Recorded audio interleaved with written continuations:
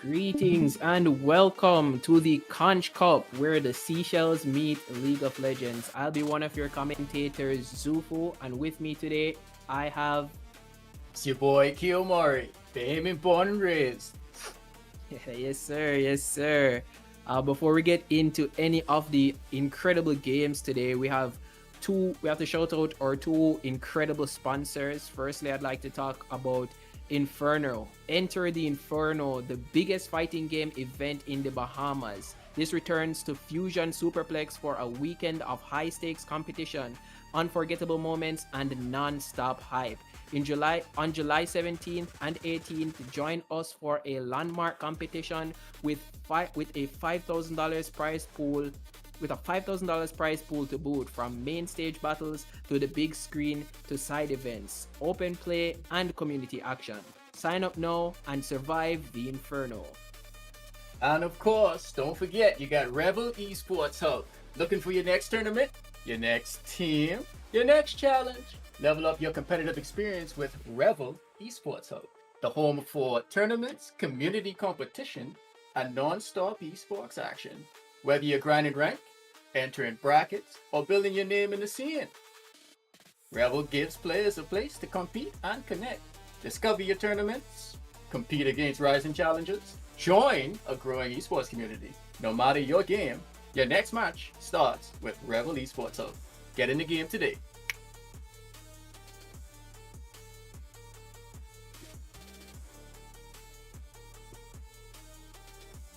Don't worry, my co-host is just having a... He'll throw on his voice in a minute. You got it. My bad. What will be...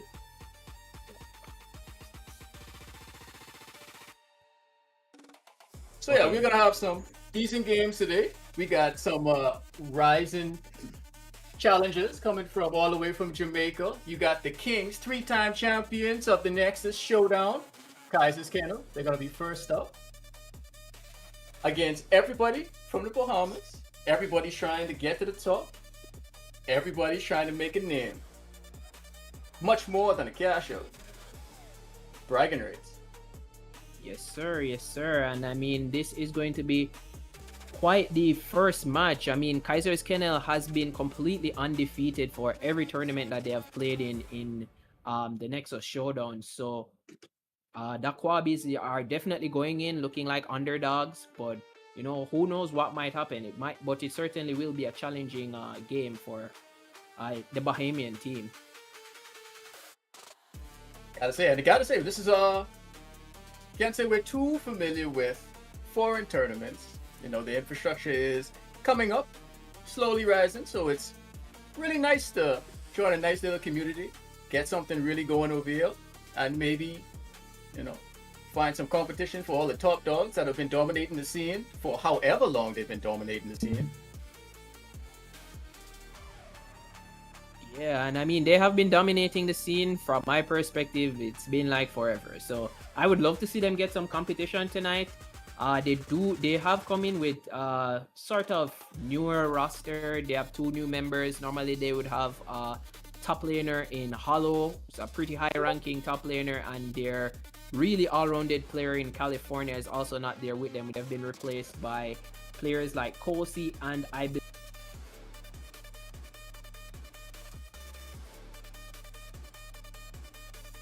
they're replaced by Kosi and Forward. So I'm really excited to see how these guys are going to be going down in the gameplay. But I believe the teams are ready. So as soon as the games are ready to start, we'll get into Champ Select.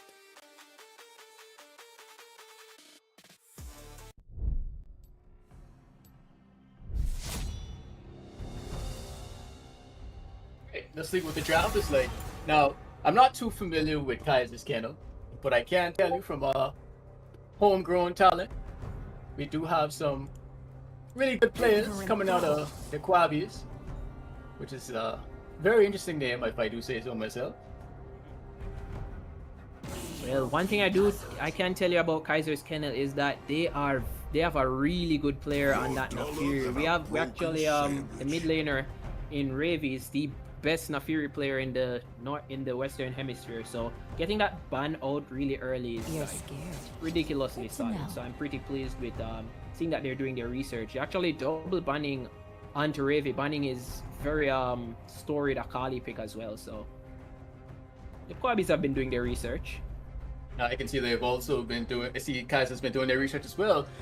Tomiko's Diana, absolutely disgusting, terrifying if you just let him have free reign of whatever side that he's on.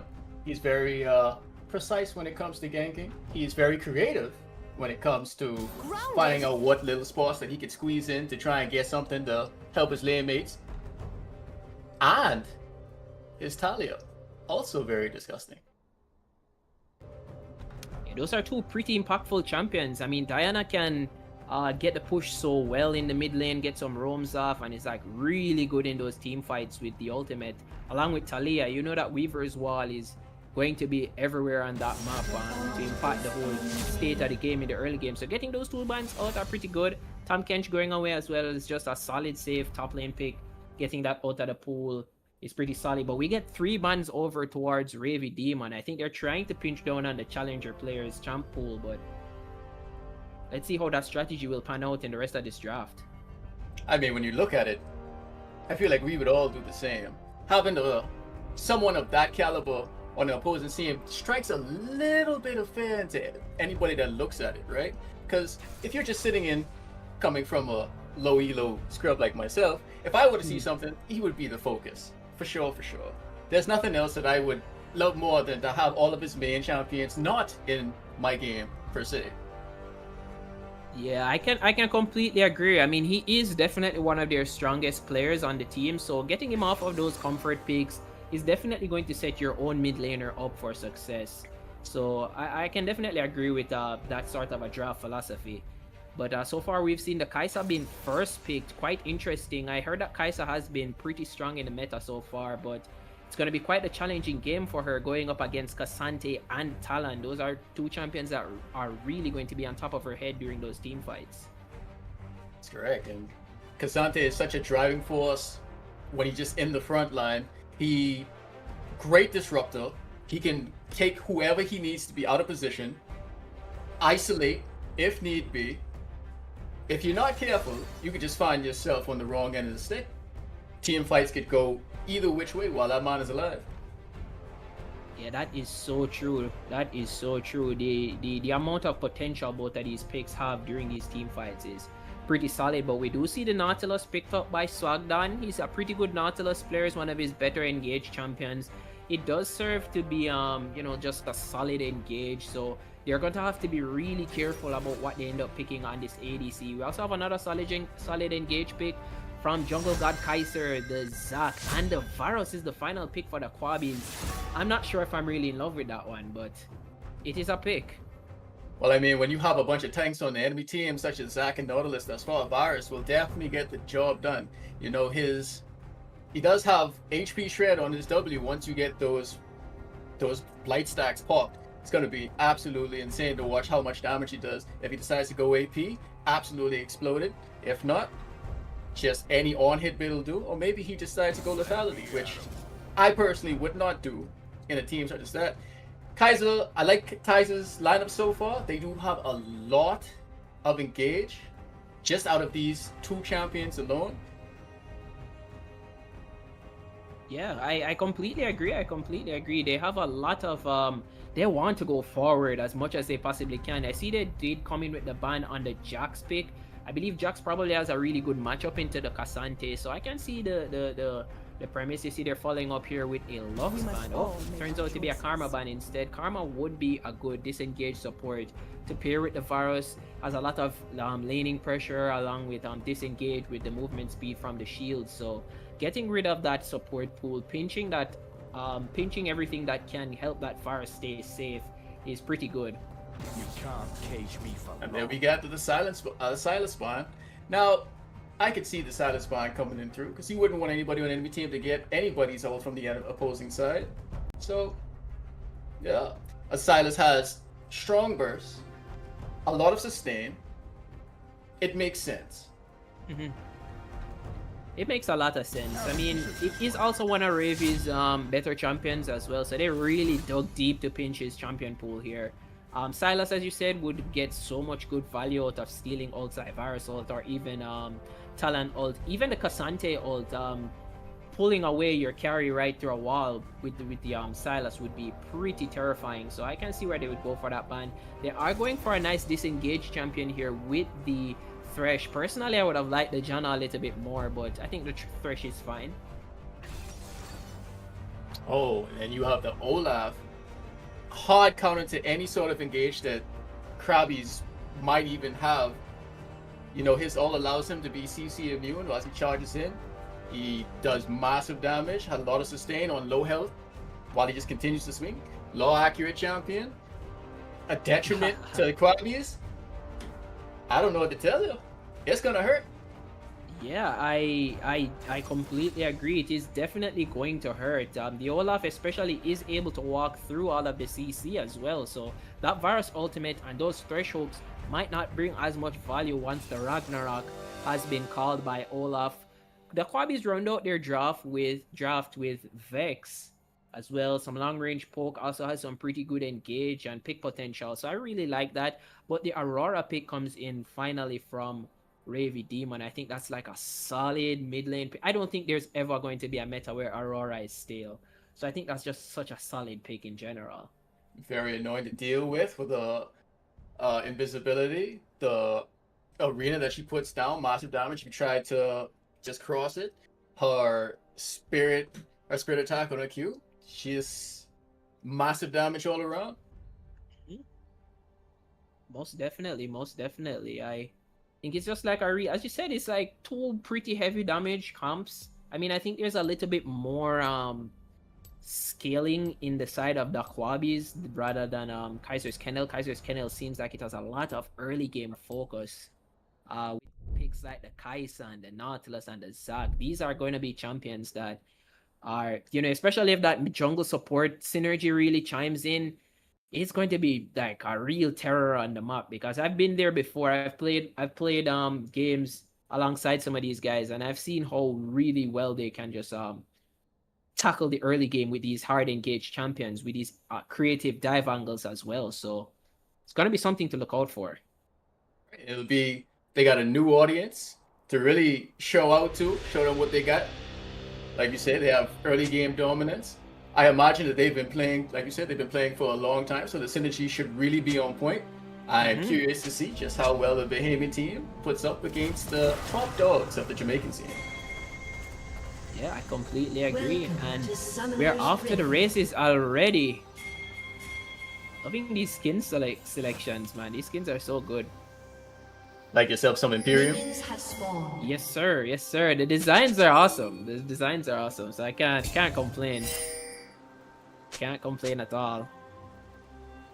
All right, you have both teams getting vision to make sure they can find where the jungle starts. We might have something coming. Tom heading up. Oh, he might be walking into disaster. Nico might be caught out here. Probably gonna check. Oh, the electrocute does get fragged. He manages to walk away with half of his HP, but no raptors, so it's gonna be quite the difficult first clear for Tomeko. Really intelligent movements from Jungle God Kaiser and Raven. And if you ever play jungler in this game, you'd understand that having your early camps taken from you could be the most annoying thing, because you're limited to one side, which puts you in a realm of vertical jungling, which isn't always the safest option. Yeah, it is. It's definitely not gonna be so safe, especially since both of these guys are pretty strong early game champions. I probably say more so the Talon than even the Zac. Starving him of a whole camp in that first clear is going to definitely be trouble. Splitting the map though has been quite interesting choice. I just realized that it's actually Varus top and Cassante Thresh bot lane. What am I watching? Yes. As you see, ladies and gentlemen, boys and girls, welcome to Orenzo's Bottom Cassante. I've never seen this one before, but I think it's pretty pretty creative. I like to see these kinds of different changes in the drafts, and they do have a really good gank potential as well. Oh my god, that trade went really well for the side of the Quabbies. Cuddly Bunny out trading Ravy Demon here in the early game.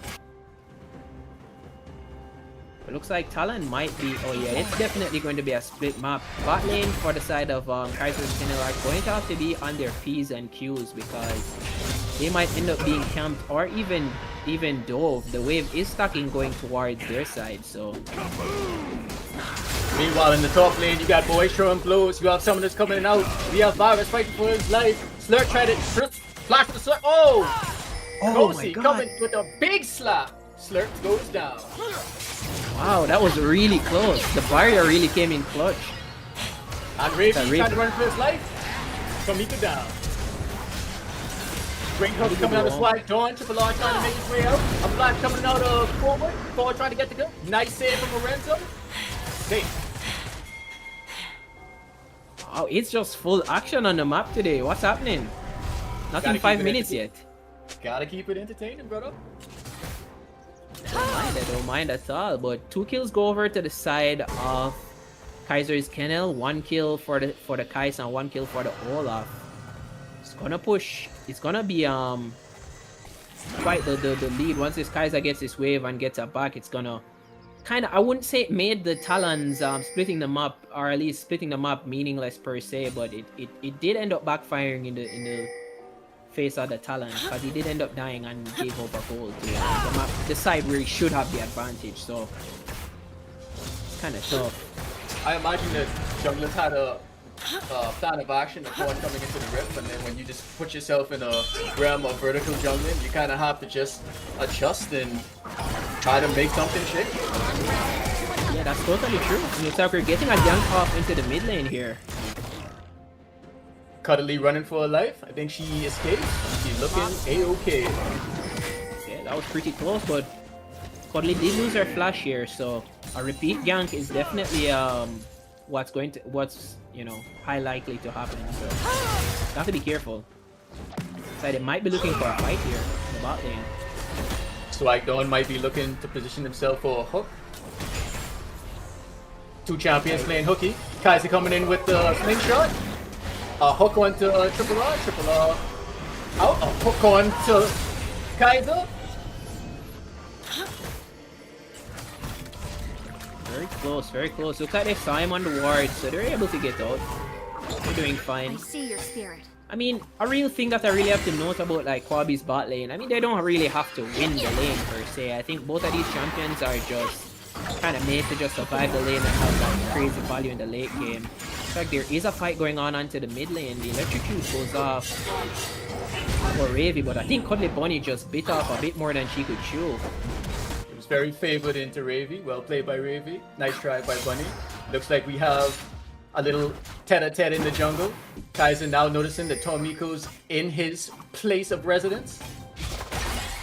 Invaders get out. So he was evicted with the quickness.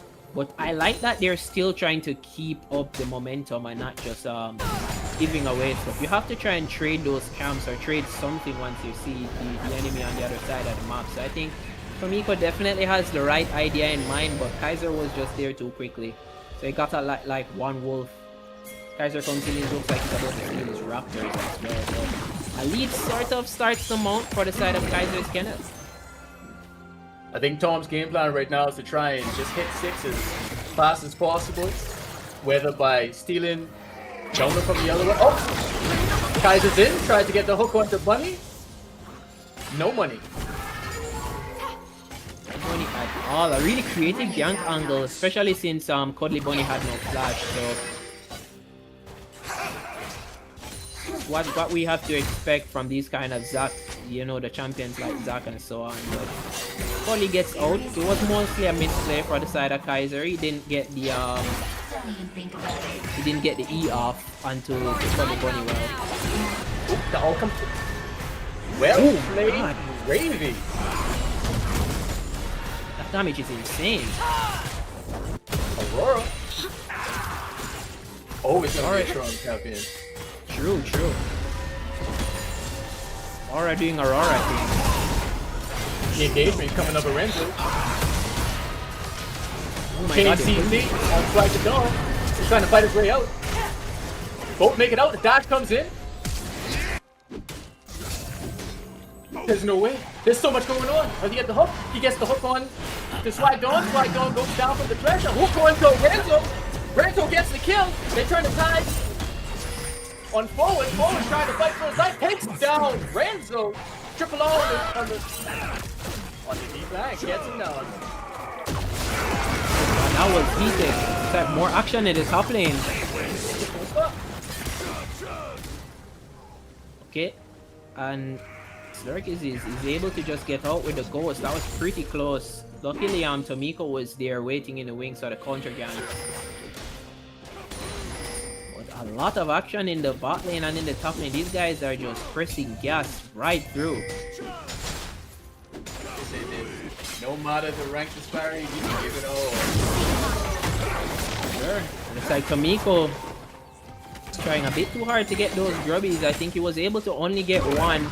The rest of them will go over to the side of Kaiser's, and not my favorite objective personally, especially with the fact that plates last forever now. But hey, it's still an objective. Still an objective. Money is still money. So. True, and it is better to take one than to have it give the enemy team all three. True. Very, very true. I like the way the game is going. I mean, I think the way the Fobbies have fallen behind by about 2k in gold. I think their best bet of how they try to come back into this game is to potentially play through that mid lane or oh wow, maybe even that top side. Mid lane kind of looks really troublesome, but I think that top side might be. We got a Dragon Ball. We got an interception coming in from Ravy. Ravy takes down Tom. We got Triple Hawk with a hook on this Swag Dawn. Bunny goes in onto Ravy Demon. Demon goes down. And all going on to Cuddly from Swag Dawn. Swag Dawn trying to get a kill on Circle Bunny. The dash in from forward. Gets absolutely nothing. Great, Bunny goes down. Now Swag Dawn has to make it out. He doesn't. Well played from the Quabies. Man, the killer instinct on these guys, man. The fact that they still went in and continued fighting with the Vex ult and the usage of the fear was insane. I would have totally run away from that fight. So really respect the ballsiness from the Fobbies. They were able to stop this dragon fight, or at least this botched dragon fight, and they came away with a few kills. Cassante is now 3-1. Gotta love players with no hesitation. When you in face adversity, you have to stand your ground, and I appreciate every second of that type of playstyle. I completely agree. They played that so well. I really like that. Because I wasn't really a fan of them taking the dragon play there with the fact that Ravy did have priority mid lane, so he would have always had a first move. It wouldn't have been favorable, but the team fight presence that comes with all of the power that you get from the Vex, the fear, and so on. If you might having a fighter in the top lane, Ragnarok has been used. He goes with the undertow, he's following through. Just right click him and he's dead. Varus goes down again. Ragnarok is a very hard ult to deal with when you're playing a top lane Varus, because you rely on your ult to keep them in place while you just apply your stats for the burst. But if they don't have to stay still, and you have someone who, again, while Olaf's is low health, while he's swinging, his passive allows him to keep that HP going. Yeah, that's 100% right, and I think this Varus pick might have been is just some diminishing returns right now because they're not getting as much value as what you would expect from a ranged top lane matchup. Cassante probably would have really fared better than sending Varus there, but I guess you live and you learn, right? I mean, you still got a front line that's still getting ahead. Varus always has an opportunity to come back. Once you have a strong Cassante, everything else just kind of falls into place. You allow it to. We have a gank coming in on Ravy. Very close. The damage on Cuddly Bunny is kind of crazy. It's just out trading Ravy Demon with the range advantage. Even though Cuddly is behind, looks like we're having a fight in the bot lane. Alright, we got the knockoff from Swag to Dawn on the Triple R fighting for his life. He's out. Orenzo trying to clean up any little semblance of this fight that he has left. Everybody's trying to get in. Orenzo makes it out, missed hook on Swag Dawn, and everybody's home free. It was a pretty fair and even trade. Well, not at all even. Fresh is forced the back. Looks like Swagdan's trying to stop him. We have Tom. Tom's lurking. Smell blood in the water. Forward and Swagdan just back off. I mean, they're at a good state. They can just run away. Guys also smells blood in the water. They go to the top lane. Lurk has no way to combat this. That is one of the downsides of playing an ADC top lane. If you have some big bodies on any team, especially in the jungle, your tower is not a safe place. That is insanely true, and they're just abusing the fact that his flash is still down. Slurk is reaping absolutely nothing from this Varus pick. It's quite unfortunate, but he probably just needs to swap lanes right now because he's not going to ever have a fair match against this. Looks like another fight is going on here. Alright, it's getting good. Nice hook coming in from Triple R, grabbing Tiger from the lead. Hop, skip, jump, Zack, slam, foul, thank you, Mob. Goes on, right on to Triple R. Triple R tries to get away. Gravy Demon looks trying to get on some kills. Dodges the Triple R grab. Goes down. Kills. Yeah, that team fight was pretty good towards the side of Kaiser's Kennel. You know, it was a huge hands differential, especially the way Ravy kind of sidestepped the hook at the ending part there. You know, it's just straight mechanical difference right there. They played that fight really well. I think you kind of ditch that after you lose the numbers advantage, but Kaiser's Kennel just has so much kicking power with this kind of a team comp. They just keep going forward. 1v1 takes place in the top lane. One round to another. Overextended ADC. Just sound like food to me. Oh man, that couldn't be any more true. That couldn't be any more true. Pretty unfortunate. I'm telling you, Varus needs to just go bot lane at this point. There's no point in ever going back to this Olaf lane. He's just gonna keep on dying over and over and over again. Okay, you have Ravy and Bunny in an eternal bout. The flash out of Bunny to make sure. Oh, Ravy goes in, gets a kill. Oh, Nice little fadeaway. yeah, that was max range. I didn't think that would have killed, but it did. That's pretty unfortunate. Cuddly Bunny loses the flash and is about to lose even more in the mid lane. Pretty unfortunate. Cuddly Bunny hasn't even been playing poorly, but it's just been a series of unfortunate events. It looks like things might transpire around this Herald. We see the Fabi is kind of trying to set up vision and getting some numbers towards the top side. And there you go, there's your swap. Slurk has made his way to the bottom lane.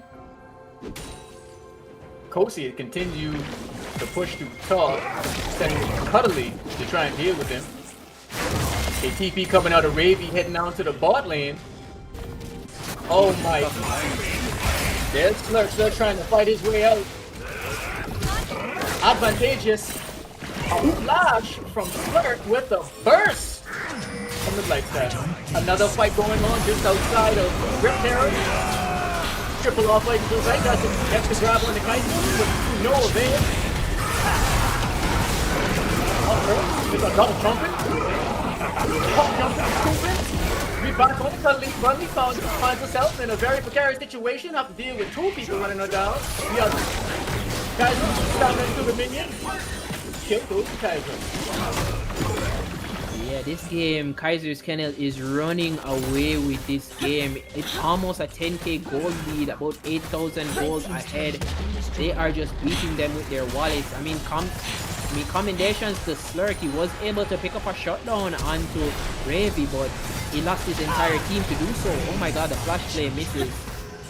Very interesting decision. Too slow. When your teammate was nowhere nearby.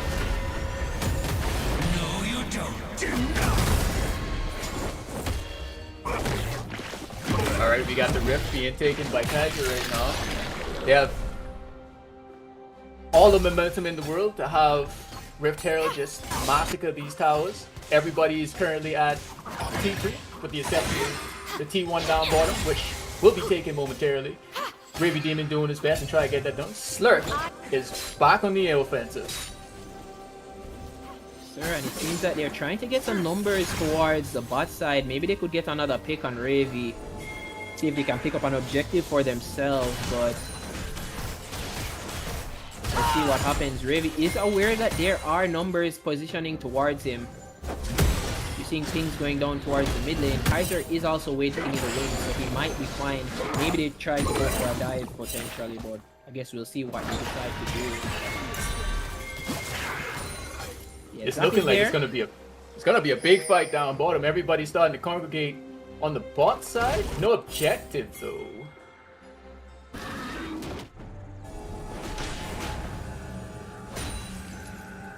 No objective at all to be taken. So it's just pushing waves, it's just waiting for something huge to be taken up to continue to snowball the rest of this game.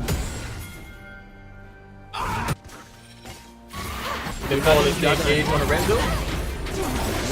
Oh! Ravy Demon just slaughtering Bunny. It was a very close fight. Very, very close. But the Bunny unloaded all of the damage. Looks like there's an engage going on in mid and top lane. Ragnarok comes out. First misses its ult. Suppose he picks up another kill. I will say, these are the type of games that I really enjoy. Once a fight breaks out somewhere on the map, it's just a fight everywhere starts to break out. It's like they all just have one accord. Hey, one fight, we all fight. And that's just the way it goes. There is a very eventful match. I mean, it's the only way that the Kwabis will be able to stay in this game is by picking the best possible fights and hoping for the best right now. The goal lead just continues to balloon and it's almost into difference. They can't even walk up into this juggernaut. So 19 minutes in too. Oh my god. It's fired up. What would you say in a moment like this? Best course of action when you have a predicament such as this for a comeback? Open your mouth. I would have to hope that all of Kaiser's channels, like, they just lose power right now, and then that's probably the best way you come back in this game. But on a serious note, they would have to really like throw a series of fights. I guess their best move is to try and slow the pace of the game down as much as they can. Wait for maybe like that ultra late game where you know the gold really doesn't matter, and then just have a Hail Mary fight for an objective or get some picks in the late game. Like, they have to just try and wait this out, because at this point there are no winning fights, there are no objectives. They have to pray for a lopsided game with some numbers, get a pick, or a really terribly played fight like Kaiser Kennedy. It is so hard to be engaged. Kaiser went in. Almost very beneficial for them. Kaiser is just an unstoppable force. The momentum just keeps going. It will not stop. Once the first tower went down, it just kept going, kept taking. Money kept going, printing, money, rich all day. Many cents to be made. A jump from Kaiser, right on the triple R, down. A fight goes on mid lane. We have Swagged on with the hook on Lorenzo. Lorenzo safe. A ping coming up in the top lane. And a big ball in the top lane. But we have two charges. So there's a fight going on here as well. You have a huge collapse coming on to Ravy Demon and Kaiser right now. Lorenzo. Try to get the great flash from Ravy. Excellent kiting. Happy to be on them. They're all coming out of Ravy. Bam. A hop skip and a jump. A slam. Ravy goes down. Can Kaiser come out on top of this? Passes is down with no assistance. Two kills go over to the side of the Kwabis. I mean, these are the kind of plays that I was alluding to as regards to their means of trying to come back. They have to hope for the absolute best, get some picks, have some lopsided fights where they have the numbers advantage. And if they can just get these over and over again for these overextended players, then they definitely do have a window back into this game. Maybe they won't have to depend on everyone losing their power at all. The only problem with this is when you're this pushed in on your side, that leaves your jungle available for the enemy team.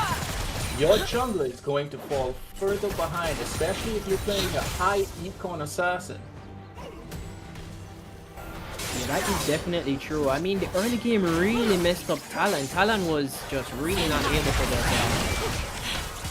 get himself back into the game pretty well, and you see a Baron call coming through right here. 22 minutes on the dot. They already know Talon is bot side, so it's going to be a free objective. No one is moving over, no far sides, and Kaiser's Kennel picks up the purple worm at a cost of nothing. You would think that Baron comes at a cost, but this one was free for everybody. But all the Quabbies, and now we have empowered minions barreling through mid lane. Meanwhile, Tom is all the way in Narnia. Red team's turret has been destroyed.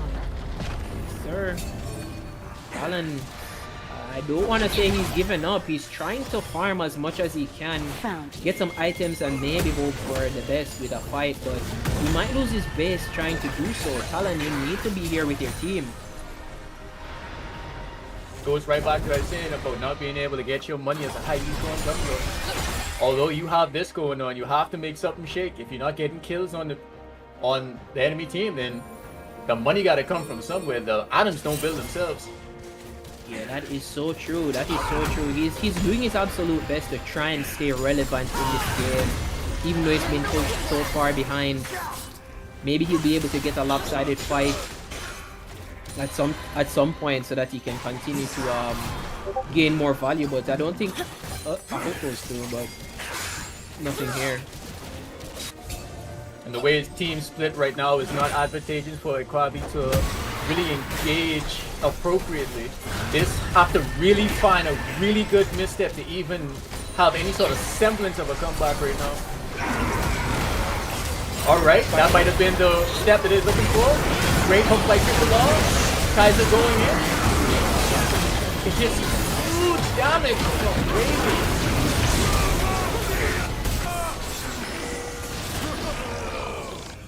These are the kind of fights Quabi has to be hoping for. They do come out with a numbers advantage. It is a 3-for-2. Kosi is being a bit greedy. It's a 3-on-2. He's forced to run out. Quabi's managed to stand their ground and they do not lose their inner mid tower. A really good pick by Triple R onto the Nautilus. Really well played, and maybe they'll be able to pick up a dragon here as well. Alright, Kosi exposed. We have 3 man down the river. Kaiser's looking to see what he can get out of it. It is water. They do have vision. Kosi decides to go in. Cully Bunny, no escape. Kaiser comes in with the beat of a bear coming out of Bunny. Slingshot from Kaiser picks up the kill on Cully Bunny. He continues on to the virus. Swag the Dawn is trying to go in to try and help Kaiser. A hook on the Slurp. Slurp goes down. Lorenzo trying to find some sort of footing. Another hook from Swag the Dawn. You can't tell me Swag the Dawn ain't official. Sir, he is a real fisherman, or fisher of champions, because he is hooking everything. The Quabbies also missed out on the Drake. I think Kosi soloed Talon and also picked up the 3rd Drake for his team. So pretty demoralizing after such a really good fight in the mid lane. Kaiser's Kennel really closed in onto victory right now, taking down both of the Nexus turrets. They have speed up the Quabbies. They are about to spit them out. The first game of Conch Cup goes over to Kaiser's Kennel. Well played, Kaiser's Kennel. I have to say to Quabbies, you did, in considering your position in the game, the Baron holding off your tower, that was well played. I completely agree. I think Kaiser's Kennel, they played the game really well from the early game right up into the late game, even handling the first clears. And it's just a lot of really intelligent surgical play from the side of the Kennel. It's stuff that I expect from them. It's what I've been seeing each tournament that they play. They do not have these high-ranking, skilled, experienced players for nothing. So it's quite unfortunate. I think the Quabbies really had the right mentality, but I think it might have just been a skill difference this one. They did show that they weren't afraid of, again, the rank diversity in terms of how much higher they were than them. And as long as there was no fear, they stood their ground, they did their thing. And honestly, yeah, I gotta say, pretty proud of their performance. Well done. Yeah, pretty proud of their performance as well. I mean, this does mean that Kaiser's Kennel advanced further into the winners bracket. The Quabbies has been sent down towards the losers bracket because this tournament is still a double elimination tournament. So the Quabbies do have a chance to come back further into this tournament, maybe make a deeper run, but they'll have to do it under the pressure of being out after one more loss. So for right now, ladies and gentlemen, Kaiser Kennel sits upon their throne on top of the mountain, looking down at all the challenges that come next.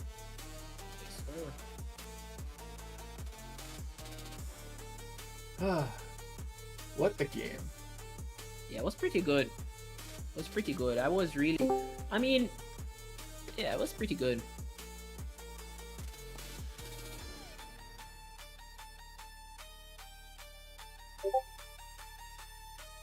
Pretty good.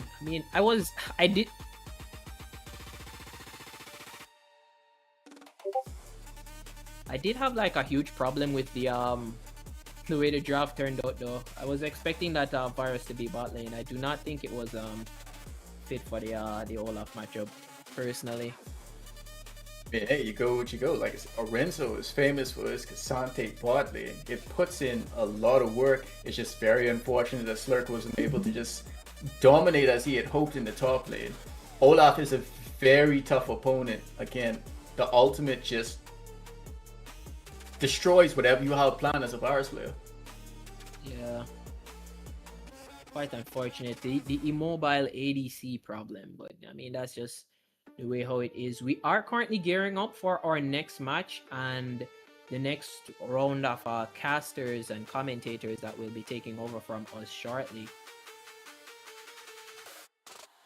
We're just waiting on production to give us the next cue for what comes next, but stay tuned though. Stay tuned. We do have the next match coming through.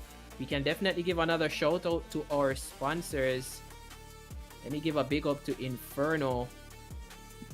Make sure that you enter the Inferno. The biggest fighting game event in the Bahamas returns to the Fusion Superplex for a weekend high stakes competition on July 17th and 18th. Join us for a landmark with a $5,000 prize pool. I wish I lived in Bahamas, man. It is quite nice, and trust me, those Infernos, absolutely crazy, very enjoyable, and it's in a nice little venue. You get your food, you get your games, you get people to fight. I mean, what's better than that? Come on now. Yes, sir. Yes, sir. And of course, outside Inferno, remember everybody, if you want to just find out what's the next tournament, like I said, you have the Conch, you have the Nexus Showdown, and you have any FGC fans in chat, any FGC fans spectating, Revel Esports Hub. That is revelesportshub.com. Sign up now. If you might even find a team that you might want to join. Again, discover tournaments, compete against rising challenges. You're joining a growing esports community right in your own home. Yes, sir.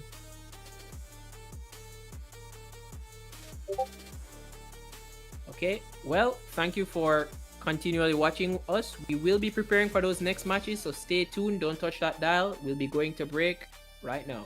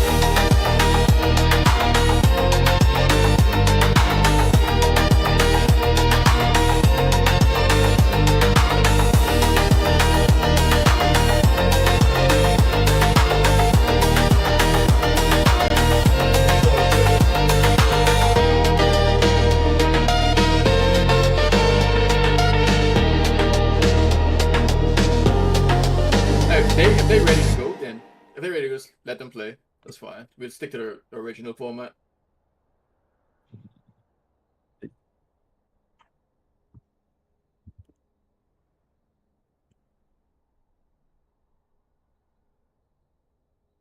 Uh, I'm ready. I'm ready to go.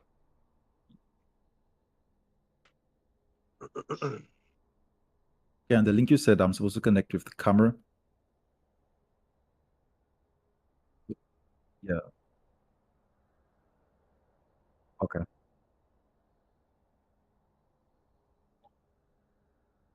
No, I didn't get that link. Okay.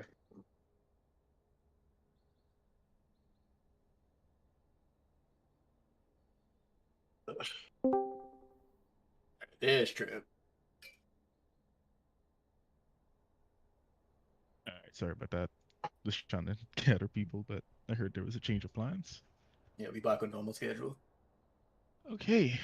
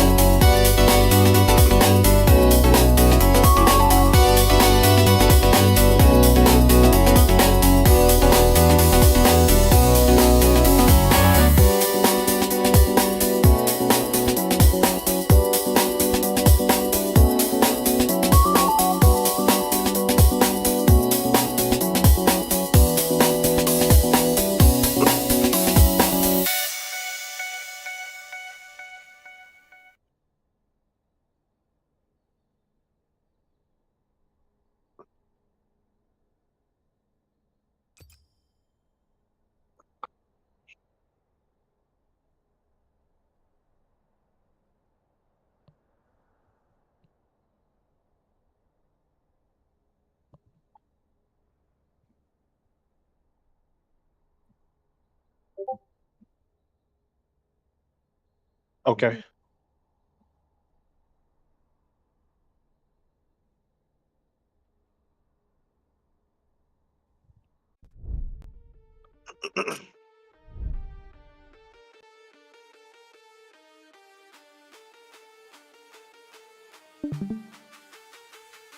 Okay.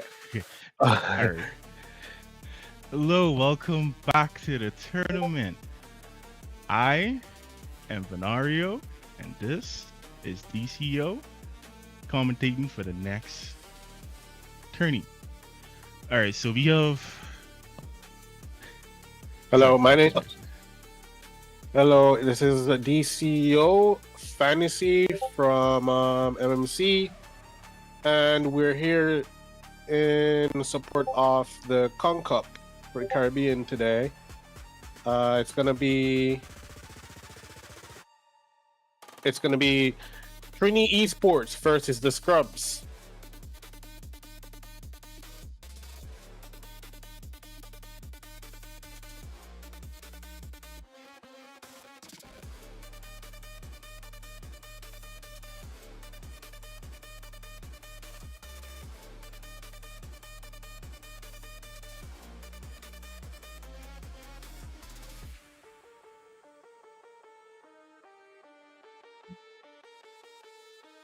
Oh. All right. Okay. Trinity Esports versus the Scrubs. The Scrubs, I don't know a lot of the players on that team. So I'm hoping to see much excitement from both teams. Actually, I've never seen Trinity Esports play. I hope this lineup is going to be good. Hoping for some very high quality gameplay from both teams. I just want to say I'm very impressed after last game. We want to also shout out our sponsors tonight, which would be Inferno. Inferno is one of the biggest fighting game event in the Bahamas. The return of the Fusion Suplex for a weekend of high-stake competition, guys. Unforgettable moments and non-stop hype. Make sure you guys turn out on July 17th and 18th. Join us for a landmark competition with $5,000 prize pool. From main stage battle on the big screen to side events. Open play and community action. Sign up now and survive the inferno.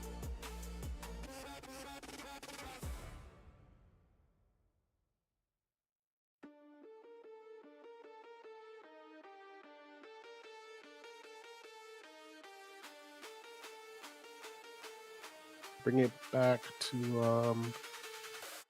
my boy.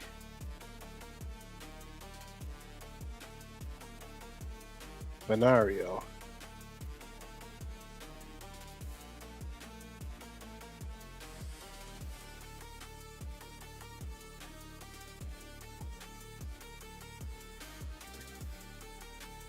Last game, I want to also mention Cozy in the top lane on that Olaf, guys. I think the Varus pick was they were outdrafted. I think there could be more done with that fight in the top lane. I think the prio should have been definitely bot side from the jungle, prioritizing that Kaisa, keeping them under until that Varus was able to build up some more and be able to be of use to the team. Team fights versus that Olaf it's out of the picture, completely out of the picture. Ravy on the thing is banning out Ravy is not really the go-to pick right there. You guys should have more focused on the rest of the team. Having Kaiser on that Zach was not the play. We didn't want him to get Zach. He's also a Fiddlesticks main. We also want to get those champions out for him. We have to pay attention to the junglers. The junglers are the one who's making all those calls. Bot lane was the prior there. That was your win con. More pressure to the bot side should have been the play. I'm hoping to see some more action this game. I don't want it to be a complete walkover. So I'm hoping these two teams impress me tonight. I'm excited for a good turnout this fine afternoon. I want to show for all the viewers and all the supporting people watching each team. They want a good show too, so let's have fun tonight. Let's make it happen, guys. Yes, I agree. Also, apologies for my silence, something that came up. But moving on from that, I would like to shout out my people, the Krabies. Even though y'all went against Goliath, y'all did a good, amazing job, especially the mid laner. You almost killed Ravy, one of the best players in North America. That's not an easy feat. I commend you for that. Also, good job. Great job.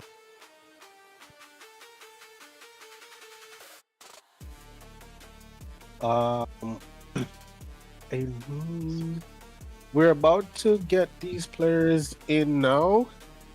Should be anytime soon. We're just waiting for each team to organize themselves properly and get ready for this upcoming game, which would be Trinity Esports versus the Scrubs. As I said, don't know much about each team. I probably know a few players from the Scrubs. I am not completely aware of their lineup. If I could have the production team give me the list of all the members that are a part of the Scrubs, that would be amazing, because I probably know a few players from that team. I'm excited to see who's a part of that team, because I probably know even all the players on that team, to be honest. It's the Jamaican team versus the Trini team. Have you ever played against the Scouts before, since you know of the members? I don't know the team name, but I probably know the players on the team, to be honest. Okay. Yeah. I'll check that out real quick. Right. Just so I know.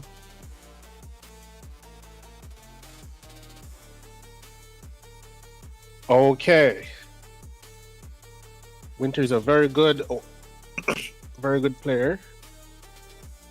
We should be expecting great things from Winter tonight.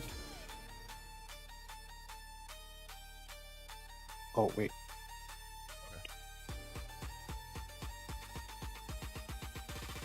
I need to load in too, right? Hold on a second.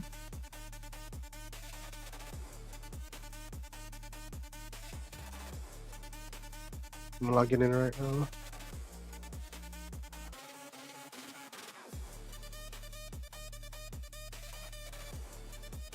Okay. As we're waiting for the match to start, can you give some more insight of what you have on the team members that are currently playing? Because I have zero idea of any of the teams right now. So what I see here, L and Winter are some of the best players that Jamaica has to offer.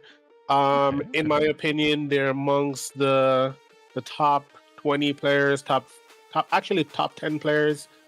I think they will one day rival Kaiser's Kennel. I don't think they're at that tier yet. I think they have a lot more to work on in terms of macro and mechanics. But some of my close buddies, we always hang out. We play different games together. So I'm expecting to see great things tonight from them. Big up them on them straight. But you know it, go. Alright, so sounds like we got a game on our hands then. What's the name of that? What am I sending that to? Let me send it real quick.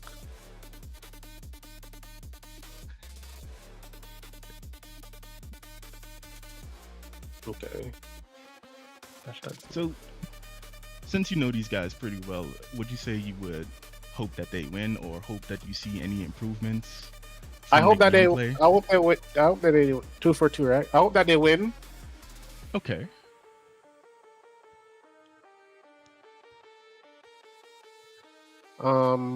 I'm rooting for them to win tonight. All right. Could you add me? Because I can't find you. Add me real quick. All right. That's good. So, Trinity Esports. I'm guessing you don't know any information about those, right? No. All right. So, let's see if they can give any competition to the what you said second best next to Kennel Kaiser. Yeah. Okay, let's see. I would like to see, at least Kaiser's Kennel get a little bit of competition, considering that I've heard that they're the best team inside this. I would like to see an underdog rise up and beat the champions of esports Jamaica. I would like to see them taken down, because this is a Conch Cup. Yeah, that's true.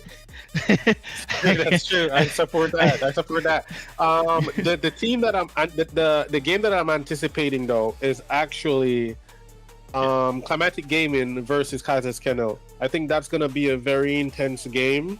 I think that game will see definitely the two heads of the community clash. So that game is what I'm really excited about. L is in the top lane, as you can see. Oh my God, it's Nick. I know it's Nick. He's a very good top laner. Not top laner. He's a very good bot laner. So I'm very excited to see what happens versus L in the bot side. Winter is also a very good decision maker. I want to see all the plays that they're gonna be having tonight. All those. I want to see also their team composition. I know some champions have to be eliminated out the bat. I can't speak on it too much. I just want to see what's gonna happen as soon as this game starts. I think one of the most important things you have to take into consideration is these players' capability of making decisions on the spot. So it should be an interesting game we're about to see. All right, game is about to start. Let's see. All right, guys. Let's see this draft lineup, and we can go from there.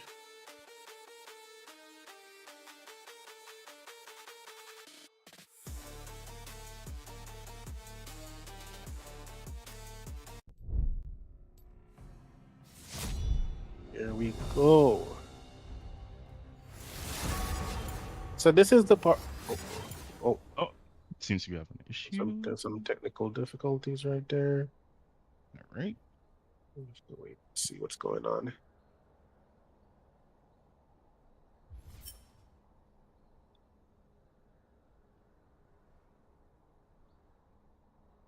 I hope everything's all right on. Oh, there we go. We're back We're in. back. Yes. We're back in. All right. Let's see how this draft tourney is going to be like. Who will be first banned? I think what they're gonna be doing. They're probably gonna be banning out the bot lane. So we have to pay attention to these bans. All right. So. Ah, Just like you I knew said, that, they banned yeah. the support. They're gonna be banning out the bot lane. They want to keep that bot lane under. That's a very very good.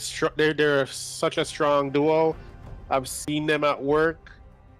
These guys are meticulous. They're very decisive, very on it. So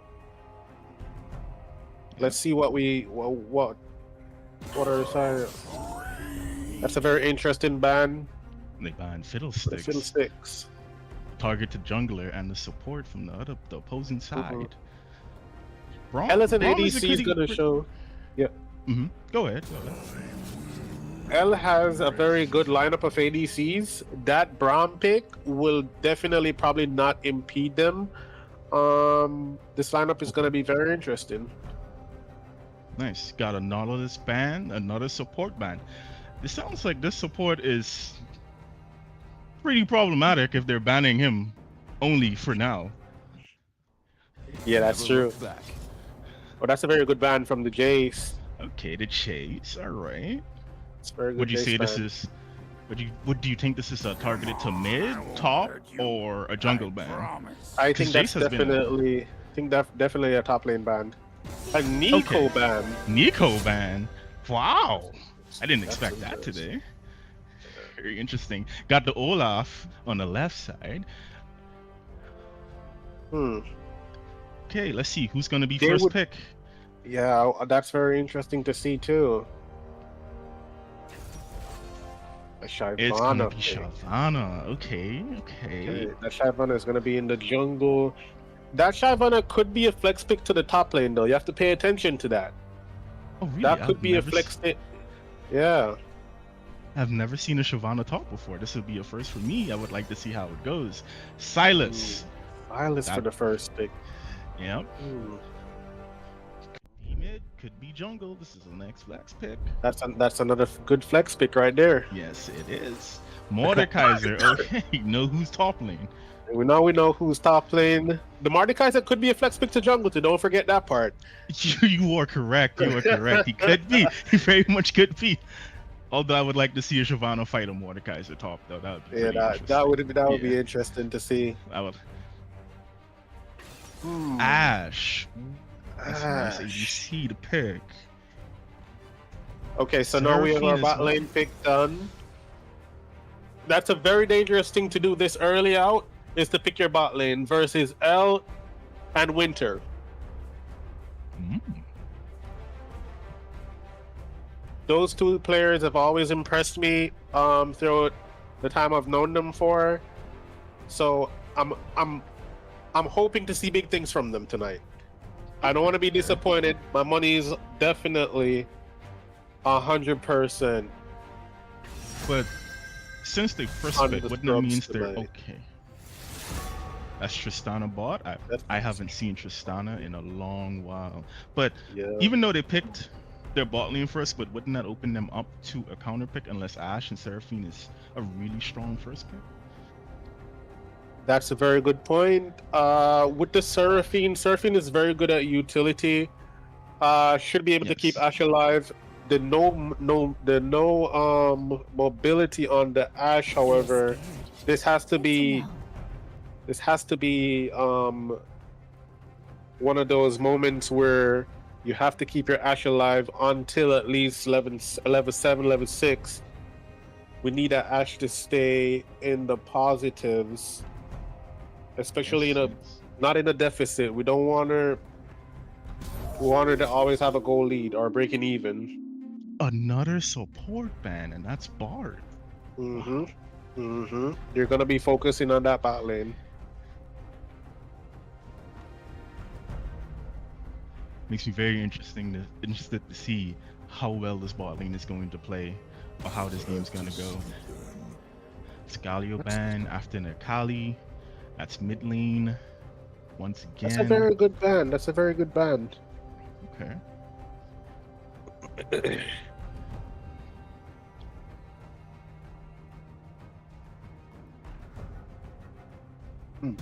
We have to. Another support. support. ban? Oh, I told you. That's- But I told you this from the beginning of the game. We know that. We know that this is gonna happen. They want to keep that bot lane out of the game as much as possible. okay, so let's see what he digs deep in his pockets for support, since they're literally target banning this man. I would like to see what he pulls out. Okay, that's a Syndra mid. So it's a What Sylas I jungle. say. What I Okay. say. That's It's a a very flex pick good right there. flex pick. Yeah, That's a a flex very pick good right flex there. pick. Okay, it is. Although, besides the Tristana, that's a heavy AP team though. Yeah, that's a very very heavy AP team. We could probably see a Pike in the bot side today. That would enable. So this is That going to be a wouldn't- very interesting draft. Mhm. Okay, the Aurora pick. Okay. Umpessa. Jax? So, if it was Pike, that would enable Ash to be more vulnerable for Tristana to kill on the side of Seraphine if he lands his hook. But how you're hyping this man up, I'm assuming he's gonna pull off the job. It's not if he lands the hook, it's when he lands the hook. Oh, okay, all right. This is what we want to see. This is why we're here tonight, to see this level of gameplay. Okay, let's see it happen, bro. That is a Jax. Yeah, Which the is Jax good. pick is a very good pick. However, that Syndra is gonna. Oh wait. Oh, you got Shen. That's a really good one because that taunt Okay, will taunt's really gonna get be them a in the sweet place. problem. This is gonna be Yes. a very, very intense game today. The draft doesn't look too bad. Definitely, that Mordekaiser is gonna give that Jack some problem. The Yes. prio for this game, I'm definitely gonna say it's gonna be top lane, bot side also. Let's see what the jungle decides to do. Okay, we'll see. As the man them said, don't mess up. Do the right thing. Do the right thing. Do the right thing.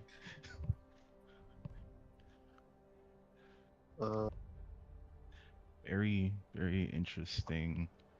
I'm hoping that my my money is definitely on on the scrubs though, so hopefully I don't lose some money tonight. Oh, you placed a bet today. Okay. Okay. Well, let's see. This is a very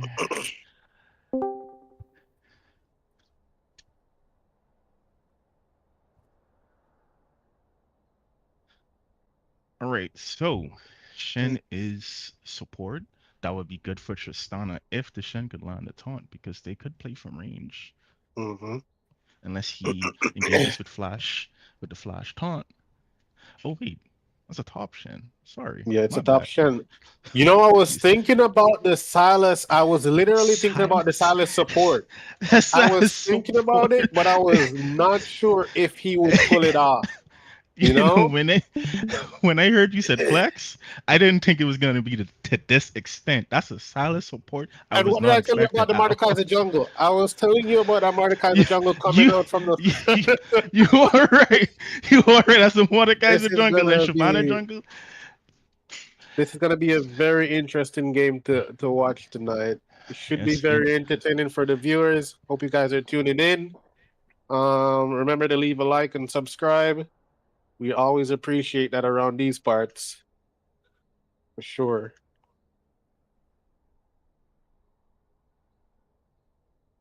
And remember, become a part of the.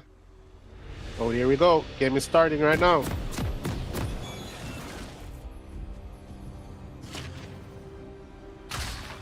Okay, so we're gonna have probably.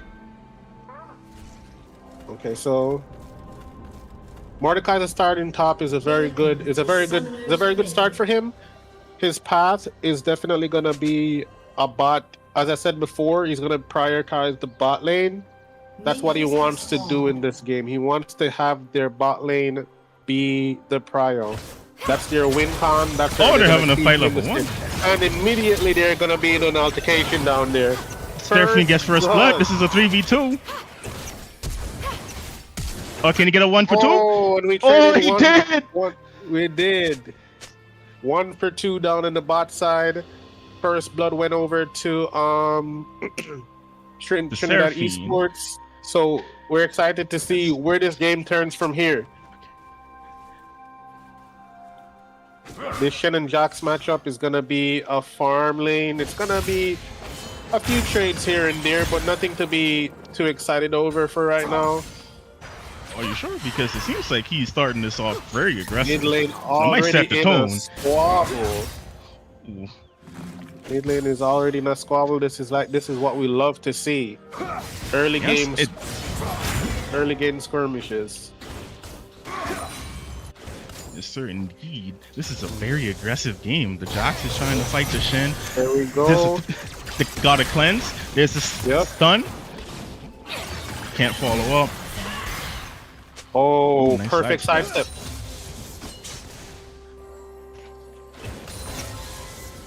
And this is what we like about League of Legends. It's always the anticipation of what's gonna be happening next. From the Right. moment of champ select to the next fight. Right now we're gonna have a fight. Here comes the silence. This is level 2. This is what we're Dash is talking dead, about no with the barrier? bot lane. That one is already, that one's dead. This one's dead too. This bot lane is already on top of it. The prio is gonna be bot side. That's their win con. That's their strongest lane. It is.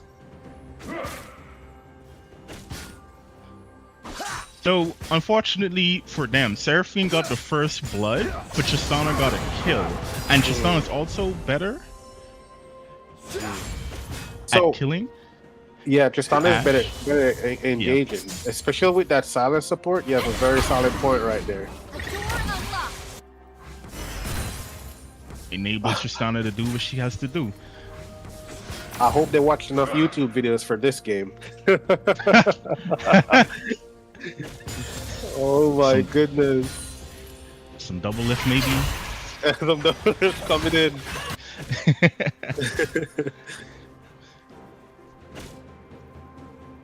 Looks like there's a tank coming into mid.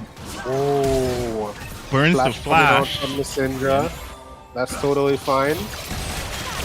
And then we have an engage on the bot side again. There we go. There we go. My. That Tristana is Okay. gonna be a problem level 6. Watch out for her. 100%. She's a problem now. They're pretty much at a 1k goal lead right now. That Ashe is already in a deficit. We don't want that Ashe to be in a deficit if she's supposed to be useful in the late game. Come Yep. mid game, if she doesn't have her items, she's completely out of the game. Oh, that flash from Aurora. All right, now we have a skirmish in the top side. And he's just gonna walk out of that one. That's fine. Yep. Just a short trade. Coming back with the stun. Yeah. Decides to yeah. see ya. So we know what the Pushing that Shen wants wave. to Here do. comes Oh, another there's kill. another fight. Here There comes we go. another kill. They're just And on he's a out. roll. And he's out. Ignite out from the Silas. Come on, Winter. Stop scaring the kids. So they're just gonna reset right there. Yes. We love to So- see games like these, don't we? Yes, of course. I always love to see action. No one wants to see anybody just farming 24/7. That's boring. We want to see fights. Yeah, I want to see the fighting. A little mix up like last game with the Cassante bot that came out of nowhere. Like what? Probably wasn't the best pick in their book, but you know, it was entertaining to see. Yes, it was exciting because they won early levels, some fights. And here we go with another comes the skirmish in the top side. There you go. But you know, top side is only playing Farmville at the moment. He's not even in League of Legends. He just needs to get to 6 and look to start roaming. Because as you can see, Shen has teleport. So his main Yes. aim is just to play around his teleport and his ultimate. He already used teleport, so now he's just going to be chilling in that lane for a minute. And since Tristana is already abusing their bot lane in case things get dicey, if he's not in the vicinity of Jax, there's another trade. They have to It be just very seems like- careful in the top side of these trades. Shen needs to be looking out for where these wards are at. Ward placement, doing those aggressive trades is gonna cost him. Dragging over to the scrubs. Yes. Good. Just getting stronger by the minute. 1k gold lead before 10 minutes even start. This is going to be a very hard game for Trini. Yeah. Unless Jax can kill the Shen, maybe get a lead. I don't see that's gonna happen because Jax can counter the Tristana. Maybe make something out of it. But they do have a Shen to peel for her. Yeah, yeah. The utility for the Shen is one of the greatest, like, it's one of the most underrated things in the Shen matchup versus that Jax. Because Shen is only playing for utility at this moment. He's not necessarily playing to carry the game. Ah, so So- it's like that 50-50. Yeah. And you see this is a good Here game comes from the mid lane. gank. Yes. There we go. Ultimate came out too fast. This Oh, is but he gonna still got be- the kill on Shen. Oh, there we go. Nice. What Nice. you wanted it to do right there was to hold his ultimate a little bit longer on that that oh my goodness, and there comes A little bit of a 1v1 in mid. one of them. Guess a poke. Oh! Just missed slightly on the stun. Now Gets she an doesn't all have in. ultimate for this fight. They're gonna Oh, get it's a 2v2, but the Shen Shen! is going down. 3v2! There we go. From Oh, the that's a top to taunt. the end. Can they follow up? Silas might not be able to re-enter this fight. We're watching this fight carefully. Here comes the Mordekaiser with ult. And they just walk out of that one. Mordekaiser is still invested inside Buddy. that ult. And he was not able to get that kill. That's totally fine. Yeah. They need to be very careful of throwing these fights because if they get a lead, oh, there comes a kill for bot lane. Oh no! And he's out Ooh, again. okay. He's out again. Perfect. That was- Well executed yes. from our bot later. The jump into the reset to flash in the ult to jump him back, that was really nice. That was really nice. Very nice play. There's a 1v1 from our Silas right there. Our support is still in the mid lane, losing tempo.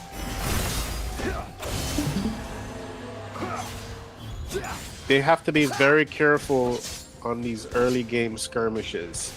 This can cost them their game. Their Shen is not able to farm.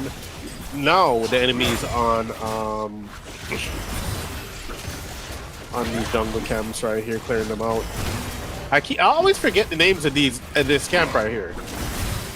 Void grubs. They call it void grubs. Void grubs. Yeah, like I always forget. Like you know when something new happens and you're like, oh my god, what is this? Yeah, Like, yeah. one of those moments. One of those moments for me. One of those moments for me. So, You can tell I'm definitely not a jungle man. hey, bro, me too. But when you've been yelled at so long for trying to get void grubs, it kind of sticks with you. Brings you back to the meta where you had to be always fighting over Scuttle Crab. Remember those days? Cuttle crab, getting spam ping because you're out of mana, but it's like, what the hell, man? Yeah. It comes to 1v1 to Shen. Ulting. Oh, that was Ooh, well gets the done. flash. That flash is gonna cost him. Oh, here comes Shyvana with it. This Okay, is there we stun. go. It's an all-in. It's a dive top. He gets to kill There top we lane. go. Oh, Traded report kills with the right counter here. gank. That's 1 kill over to the scrubs. We have to be very okay on the bot side. Oh, that's a I nice. think this is it. I think they're gonna lose this fight. Yep.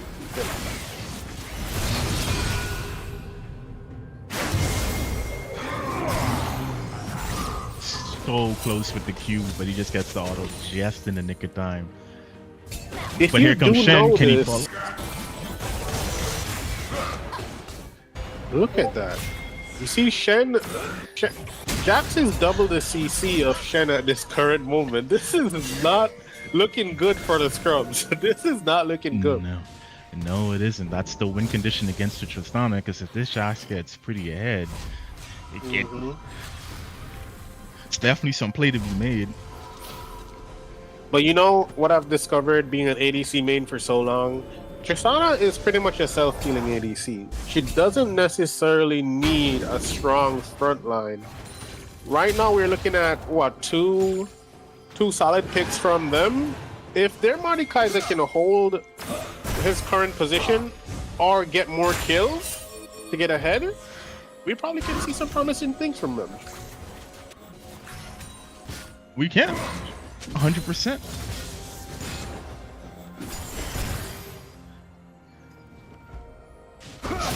And there we go, another skirmish. That was a good taunt by the Shen, but nothing much came out of it. Jax is just gonna walk away.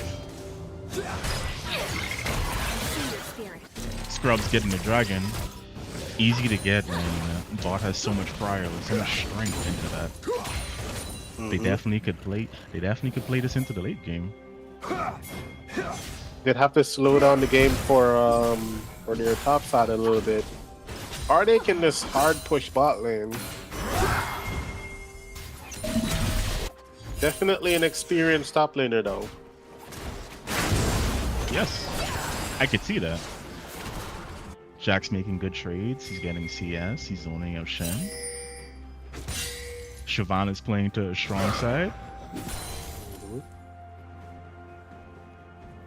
And mid lane is always fighting. Don't we just love seeing that? 100%. They really need to slow their tempo down for the scrubs, because they're about to lose their lead if that Jack's getting stronger.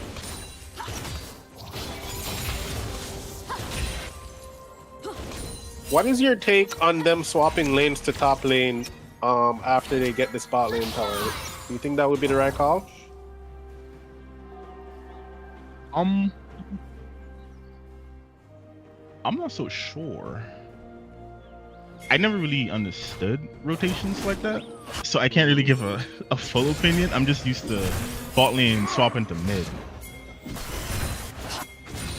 It'll be a good rotate for them, knowing that they have a Silas that can lock him down for a little bit, where she can do enough damage to kill him. Oh, the Seraphine ult didn't hit anything. We wanted to have the taunt on Jax right there from the Shen. That would have been a kill. Okay, now we have a trade in bot side. Good flash from L. That was amazing. That was well played from L. I told you this bot lane has always performed. I love watching them play. They've always been like one of the best they're like two of the best players that I know to this day, at this level of gameplay at least. You know, honestly, yeah. Hylas Kendall would be like Satoru Gojo at this point. With the exception of Satoru Gojo, you know? I see. And I suppose the scrubs would be Toji, Fushiguro. Oh my gosh. Nah. That would be Climatic Gaming. I heard that their lineup for tonight is gonna be promising. So I'm highly anticipating that game. As I said before, that game is gonna be intense. I would love to see how they play, given how you're talking about them.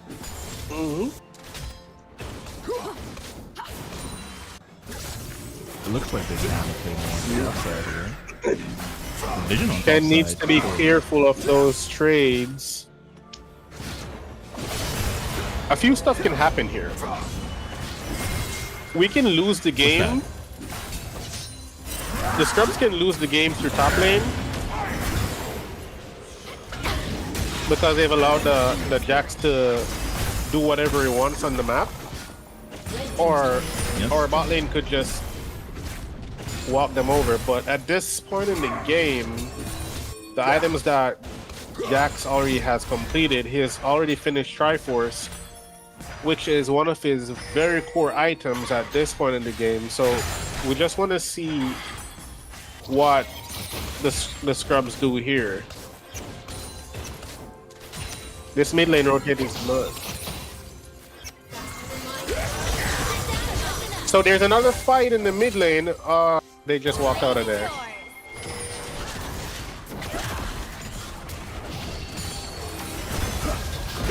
Alright, Jack's coming in with the stun. This dash stun. Here comes with the follow-up charm. But the stun is just beating their bot lane.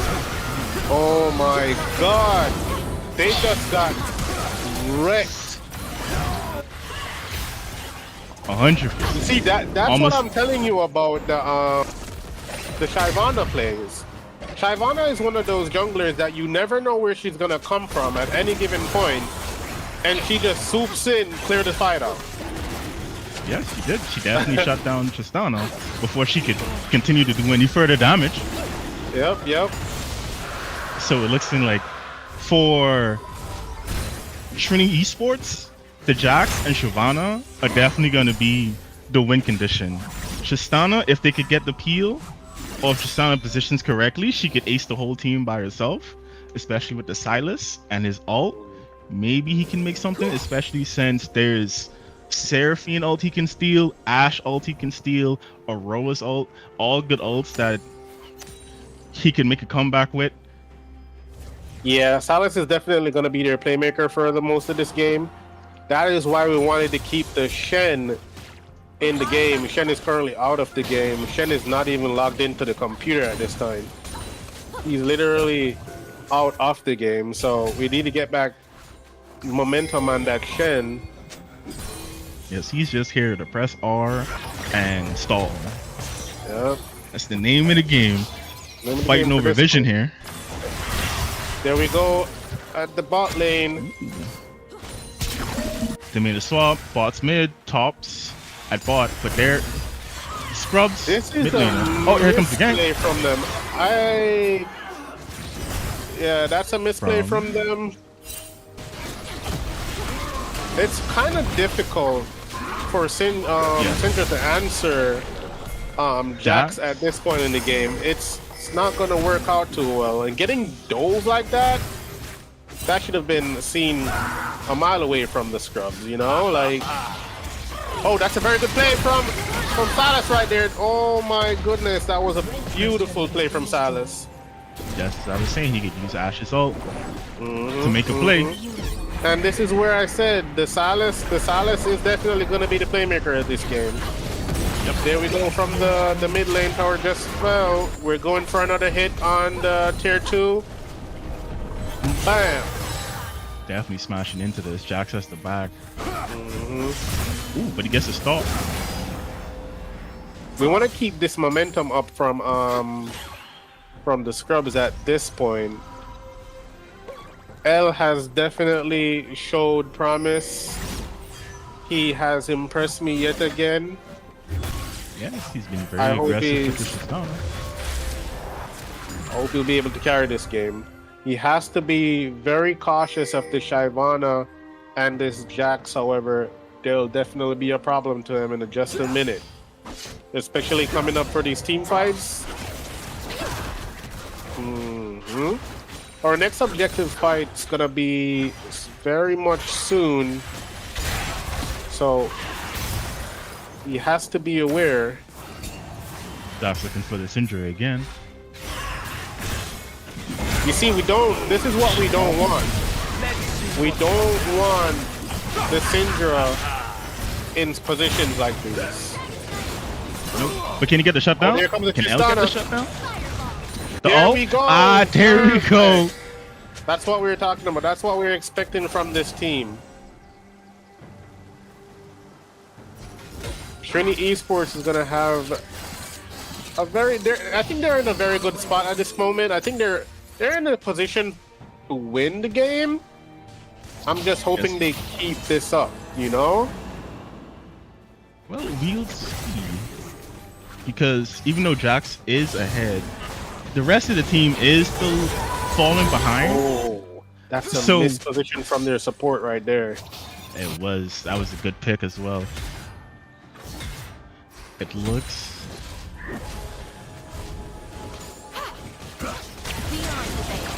And Looking for the Aurora. Oh my goodness. Ooh, nice escape. Can they follow up with the Ashe arrow? The flash? There we go. Okay. Oh. The comeback is here. And that's a very good pick from the side of Trini Esports. They really needed to get that Tristana out. That shutdown went over to the most important, well, one of the most important players on their team. That should be a very useful amount of gold for them. Yes, that shutdown, especially on Shyvana, a nicely scaling champion, with Jax as well. Good call. They're sitting almost at, well, I think they're breaking even on gold a little bit right now. It's like a 300 difference. gold, yeah. But at the start, before even 5 minutes, Yeah. Scrubs was ahead by 1K. Now it's turned the tables. They want to be looking at that Jax right there. They catch him out. Oh my goodness. There we go. That's beautiful gameplay from them. Keeping that Jax at bay. Yep. And Trini Esports won that trade. They're going to be preparing for Dragon. They're doing it. They're almost there. Yes. This could Here be a comes steal. the They scrub are walking so low. in. Do you think Jax knows? I don't think he knows. He knows. A very good recall session right there. They're having a party at that point. They are. This is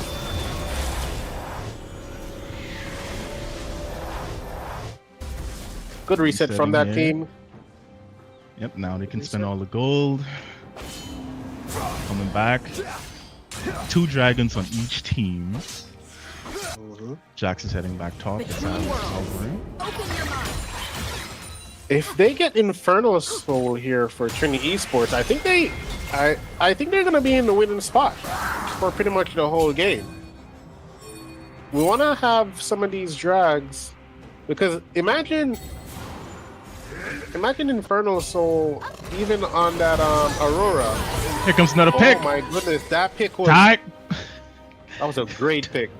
Yes, died before she even got the ult off.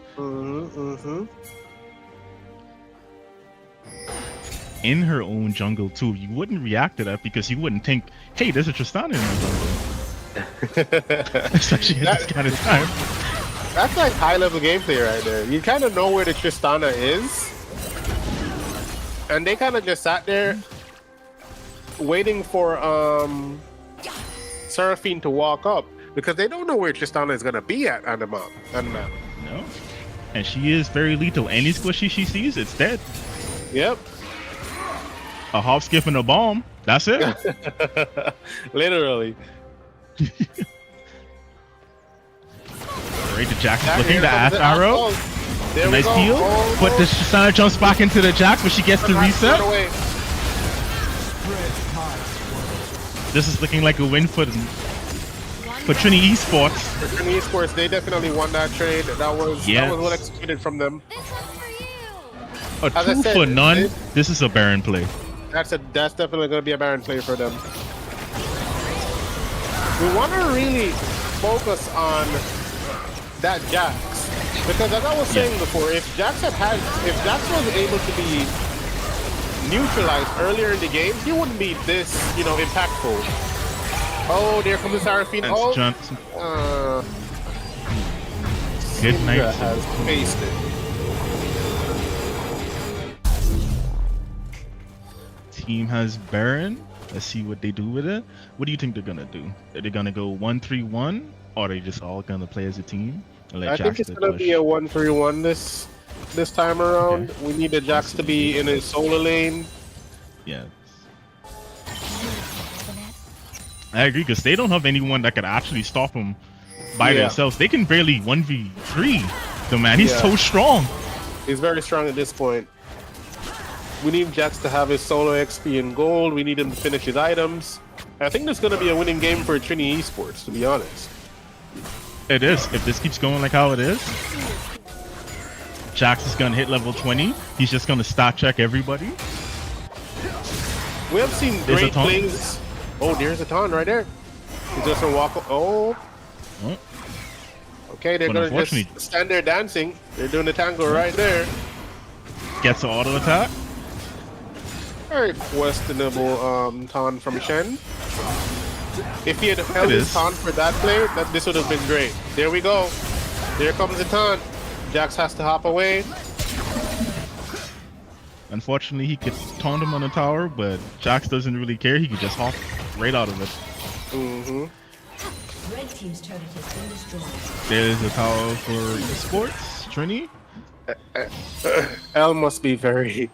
I hope L is not tilted. I know he's been performing. It's very difficult to see when you're doing all this work but not getting the results you want most, you know? They need to keep a cool head Yeah, man. and stay in the game. Yeah, I agree. And it's also tilting, like, you get all these kills, you know, you feel like Thanos, you could just snap somebody out of existence, but here comes top lane Andy, neutralizing all of your kit because he could just evade auto attacks, and that's all your damage is. Here comes the fight. Here comes the fight in mid lane. And, Oh, the Shyvana's on the Tristana. There's a cleanse from the Fair. The Jax is on the Tristana. There's a double kill from Ash, though. Can they follow up? And that'll be it. Stun from the Syndra, but it's way too late. Now, not only is the Jax online, but the Ash is back online. Yeah. Syndra's running for her life, trying to get a kill before she dies, but she gets booted, stunned, and smacked. Oh, but she got the kill! Let's go! A dying wish! This is what we came to see. Yes. We never expected them to come this far. They had a very tough start. But look They at them. did. They're in the base. They're cleaning up Yes. right now. Yes, they played it perfectly. Jungler kept his cool, played to his strengths, and that was the Yep. Jax, and now it's Yep. paying off perfectly. You might have a strong ADC, but monsters are made in the top lane. Yes, yes, I agree 100%. This is how they kept their cool. They kept their calm. They knew what they were doing from the champ select. They were like, okay, we're just gonna, even if we fall off, we know the bot lane is pretty strong. We're gonna keep her cool. Yes. They're gonna come back in this game. Yes, and even though they might be behind, the utility is great. Ash ult, Sarah ult, that just enables Jack to do what he gotta do. And that's it. That's all they need. This is all they need. Yeah. Need a little prayer too. We gotta pray for the scrubs at this moment, because Yes. that is the only way they're gonna come back with some prayers and hope. Yep. Pray if Silas get the Sarah ult and makes a comeback, but we might never know. That might not be enough to take away the Jax and the Shyvana. That will, yeah, Jax is gonna definitely be a problem. Jax has been a problem. What they wanted to do right there, they had a game plan. They came in, it wasn't able to go the way that they wanted it to go. But you know, that's how it goes sometimes.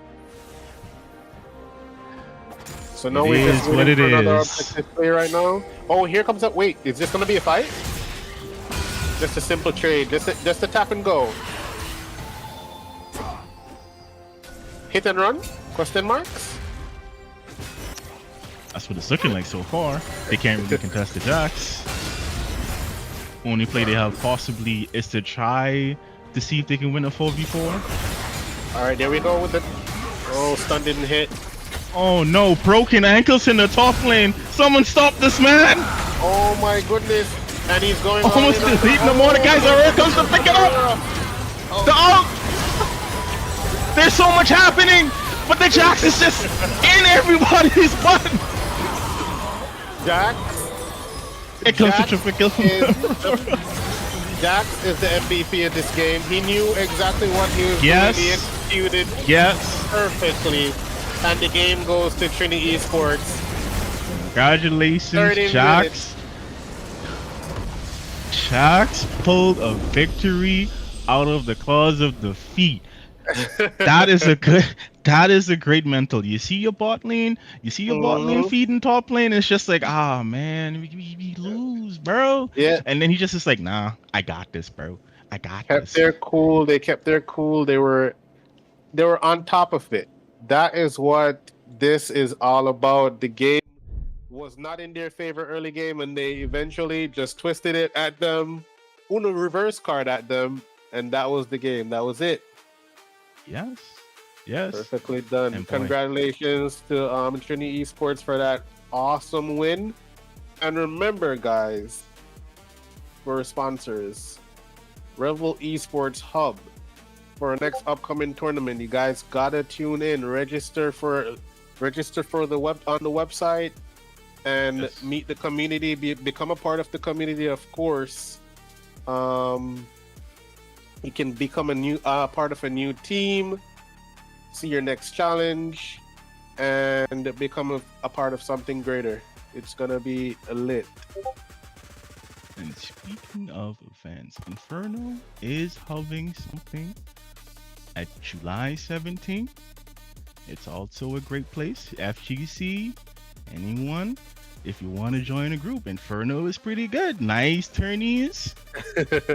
You get, like I said before, you get a good venue. The fights are happening literally cinema because it's movie theaters. You get your nice comfy seats, your nice food. It's Tell us great. all about it. Tell us all about it.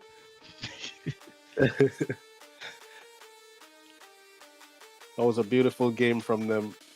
This is gonna be a very interesting lineup tonight, because if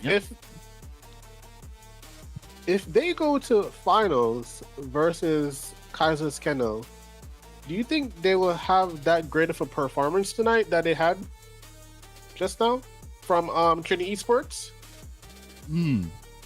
That is a great question. That is good, but I want to see how Climatic is first before I answer that, because you're saying they're great, but you're saying Climatic is amazing. So I would like to see that first. I probably would like to see them fight Climatic first. The lineup for Climatic is promising. On paper, one of the best teams. On paper, one of the best teams right now. So I have to see what happens with that tonight. That's going to be a very good watch. I think everybody should tune in, and it's gonna be an event for sure. Oh, of course. As you can see, 2 games back to back, just pure entertainment. Everyone's fighting all the time. We could barely even say what's going to happen because everyone's just fighting. It's just non-stop brawls. And we like that aggressive play. That aggressive play is why we love League of Legends. You know, you never know what the next thing is gonna be. I can imagine the level of frustration coming over from the scrubs putting out all that effort. And you know, I'm telling you, this is gonna be an event tonight. We are all here. I wish I could be eating popcorn, to be honest. That last fight, I'll be choking on some kernels. Bonfire upon that when I choke on kernels. But still, bro, I'm telling you, that last fight was chaotic, but it played out in the favor of Trinity Esports, and it was brilliant. It was brilliant. Yes. The Jax got the Mordekaiser low, Aurora popping out of nowhere inside their own base, just finishing the kill, and it's just ace after that. Jax is just jumping on everybody. Easy games. You can see that was not scripted. I lost some money tonight, but that's fine. I'll get it back. I'll get it back. Oh my goodness. So the next teams up is gonna be the Prides and Team Savage versus Black Bulls. Okay. No, I'm hoping for a great game from those two teams. I know that right now the Scrubs are gonna be in losers bracket. They have a lot to go over with their coach. I hope they're going to be discussing their next plays. They still have a chance to come back in this thing and probably win. Well, you know, not win. Kaiser's Kennel is going to probably take it, but that's a given. You know, but second place is always up for the grabs. So let's see what happens. Let's see. It's always unpredictable. You might never know. Someone's always there to slay a Goliath. Something's always there, because look at that game a while ago. They were in the lead, and out of nowhere, bam! Uno reverse card on them. Just came crashing down. You just hate to see it. Hate to see it.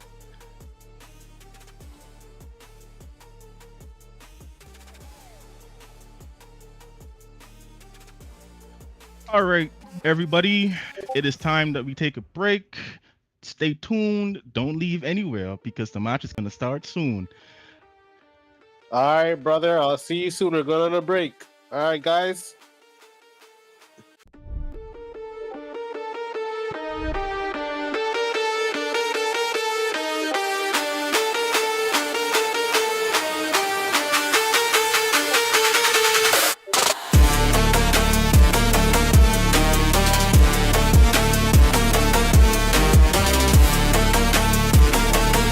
Yeah, I'm ready.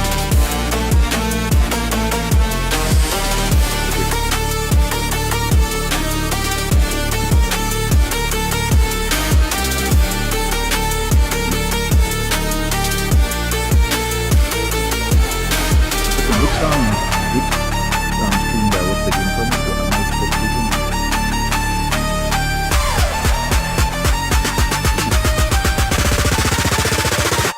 Yeah, which would I be like spectating like which live stream would I be watching?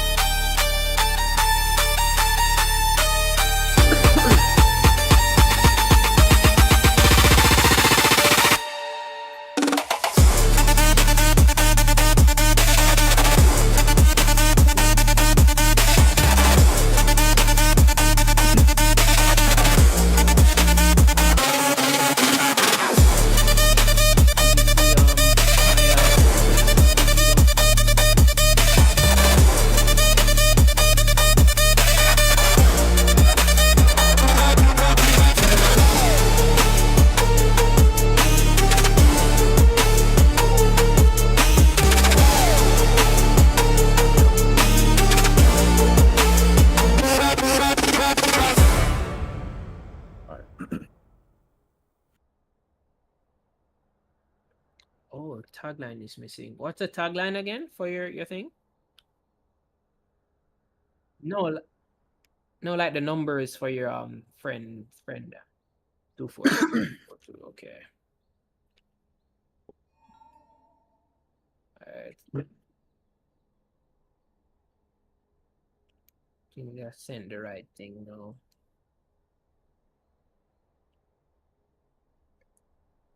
Alright.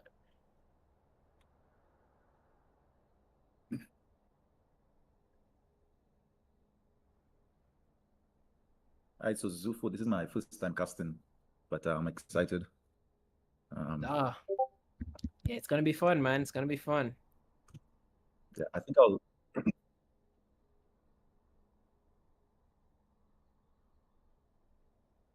Yeah, so well, it's for Zufu. Let me just make sure the name.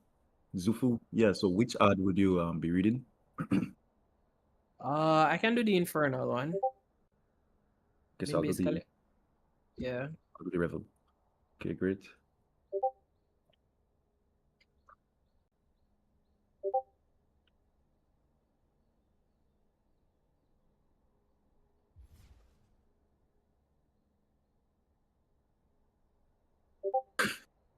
Okay.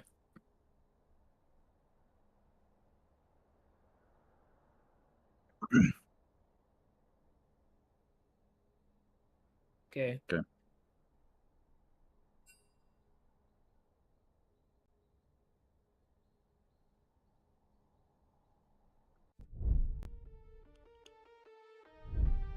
All right, welcome back to the Conch Cup, everyone. Where the Seashells meet League of Legends. I'm Zufu, returning for my second game of casting, and I'm also joined by the great Julius. Yes, yes. Hi, guys. This is also my first time casting. I'm excited to see how it goes. Yes, sir. Yes, sir. I'm sure we'll be having a lot of fun in this game. A huge shout out to our sponsors. First one that we have to talk about is Infernal. Yes, yes. Inferno, we know about it. We've heard about it from the previous advertisers, and we continue to advertise them. Yes, sir. The biggest fighting game event in the Bahamas returns to the Fusion Superplex for a weekend of high stakes competition. July 17th and 18th, join us for a landmark competition, $5,000 prize pool, from main stage battles to big screen side events, open play, and community action. Sign up now and survive the Inferno. Okay, that's great. And we also must give a shout out to our the hub which made this happen, Revel Esports Hub. The next big thing in the Caribbean tournament and team creation and challenge creation. So looking for your next tournament, your next team, your next challenge. Level up your competitive experience with the Rebel Esports Hub, the home for tournaments, community competition, and non-stop esports action. Whether you're grinding ranked, entering brackets, or building your name in the scene, Revel gives players a place to compete and connect. Discover tournaments, compete against rising challengers, join a growing esports community. No matter your game, your next match starts with Revel Esports Hub. Get in the game today. Yes, sir. Yes, sir. All right, we're about to get into the game. Speaking of, be starting into this match shortly. The teams that will be playing are. Hold on, let me bring them up right now. Yes, right now I'm seeing it's currently the Pride team and the Pride and Team Savage. Hiromari versus the Black Bulls, and next, well, that'll be next would be the Climatic Gaming versus the GGL Insurgents. But right now it's the Pride and Team Savage versus the Black Bulls. So excited to see what these teams can bring, and looking to see some fun League of Legends. Yes, sir. Yes, sir. Looking to see some high quality gameplay. That's the most exciting part about these kinds of games, or at least the privilege of getting to spectate and cast these games, is when you see a high quality Caribbean gameplay. So let's see what transpires. Let's see what happens as soon as we get into Champ Select. Yes, and to me it's always been amazing. It's amazing for me to see what the Caribbean, what we're doing with the League of Legends and pushing it forward, as well as the esports, pushing it forward, getting to the point where we're having our own tournaments, and the community seems to be growing and getting larger. So me personally, as a gaming fan, I never really thought the Caribbean would get so far, but we're doing great, and hope to see the good stuff continue. Yes, sir. I completely agree with you. I mean, we've come quite a far way as regards to esports tournaments in the region, and not just in League of Legends, because we've had some really cool things happen in the past, but we're building back up again, especially with League of Legends. We're building back up. We're kind of having a really stable cycle of tournaments and stuff to just showcase all of the incredible talent. So we'll be getting into the Champ Select right about now, and I guess we'll be able to talk about the drafts for both of these teams. Yes, indeed. Okay. The Pride and Savage versus the Black Bulls. Two both amazing names, honestly. I agree. It's two good names. It's two really good names. Yeah. Okay, so the first man comes out is the Zed. Yeah, quite interesting, right? Yeah, it seems the enemy made has some cheeky picks up his sleeve. Yeah, most definitely. I mean, Zed is pretty good as a flex pick too. It can go into the jungle. I think that's like what I'm most expecting to see, or what I'm most expected to see is Zed jungle as of late. But follow up ban with the Garen Really good Karen. all-rounder pick. Nice blind pick, top laner. I will wait for you to be Yes, better. right now very strong, especially with still doing about 40% of someone's HP, especially Man. later into the game. Is Very that low legit? up, so bro, I can't believe it, right? What did Yeah, I it's do? a really unbalanced champion, but we see two more bans come in with the Camille ban, pretty strong solo laner, good in the side lanes as well. The Medardas Really do good not at locking forgive down targets or as well. And you know, forget. the scaling pick in the smolder also has been removed by the side Yes. of the Pride and Savage. And now another two bans, Ambessa. We know about Ambessa, really strong champion. Karma as well. I guess the enemy support also has that champ in their pool. What's looking like? Yeah, definitely. I mean, Karma is a really strong laner, good peel and all of that jazz. So it's good for disengage and sticking in lane, sticking in lane really strong and all of that. But a pretty good blind pick on the first pick, Mundo, right here for the side of the Black Bulls. There's Mundo. So right away they're going for a strong tank in the top lane. Good front line as long as he can get out of the laning phase. Should be a solid pick, but we'll have to see what enemy counters with. And they also have an Aurelion Soul and a Nautilus. Okay, so two AP picks. Nautilus if they engage, Aurelion Soul a bit of a slower scaler, so that will have to try to survive the early game. Let's see how that progresses. Yeah, quite so. Aurelion Sol does scale pretty slowly, but he scales almost infinitely to my knowledge, and I think it's a really good pick into the Dr. Mundo. We're assuming that it will go top lane. It could go into the jungle as well, but I'm assuming it's top lane. We see they're picking up a Jinx and potentially a Lulu, so it looks like this might be a hyper carry kind of comp setting up. So Composition, yeah. Mhm. So Jinx Lulu, yeah, so they're playing hard for the scalings, unless let me see if they change it last second, but I think it is gonna be the Lulu, yep. So they're playing for the late game scaling. I do think they want to get some early game picks in as well, just to balance it out. But for now, it's looking like they're stable. Let's see how red team responds.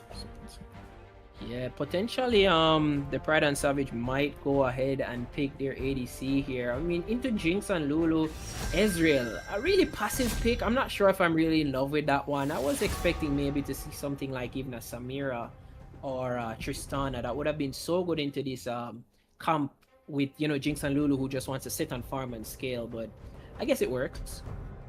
Yes, like myself as well. I was hoping to see something aggressive, like you said, the Samira, a short Tristana, one of the aggressive AD carries to punish the Jinx Lulu, but it looks like they're gonna try to maybe farm against them, which is an interesting technique, but we'll have to see if it works out. Yeah, it's quite interesting. I don't think Israel ever outscales the Jinx, but regardless, they do pick up another scaling ban in the Vladimir. Vladimir is a pretty solid champ. I would assume that it's something really strong on the side of Black Bulls' mid laner. So I guess getting him off of these comfort picks as much as possible is going to be beneficial for the red team. Yes, indeed. Myself, wasn't aware that he was a Vladimir player, but it'll obviously be a good ban. Then we have the Nivea getting banned. Okay, very interesting bans. I'm not sure if it's targeted. It might be, but it's very interesting. I would assume it is. I mean, Anivia has been really strong, especially in top lane right now. So I guess it's a really good thing to ban, especially against the Mundo. Anivia just gets a free lane. She gets to just sit, farm, get to like all of her items without interacting with the opponent. But the final ban from the side of the Pride and Savage is Mordekaiser. Interesting. I guess they're probably banning that from the mid laner or potentially the jungler, because we did see it go jungle in the last game with the Scrubs. Yes, the Scrubs did have a pretty good game with the Mordekaiser, so it seems to be doing well so far. So that's a good ban. Yeah, I agree. It's a good ban. It's a nice pick. Good to isolate out some targets. I don't think Aurelion Sol would have had fun trying to 1v1 a Mordekaiser. But the final ban from the side of the Black Bulls is the Yasuo. I'm assuming that a lot of these picks are probably just targeted bans, but The mid laner does seem to be hovering over the Syndra pick. Ooh, Syndra. Oh no, they changed to the Scion. Wow, okay.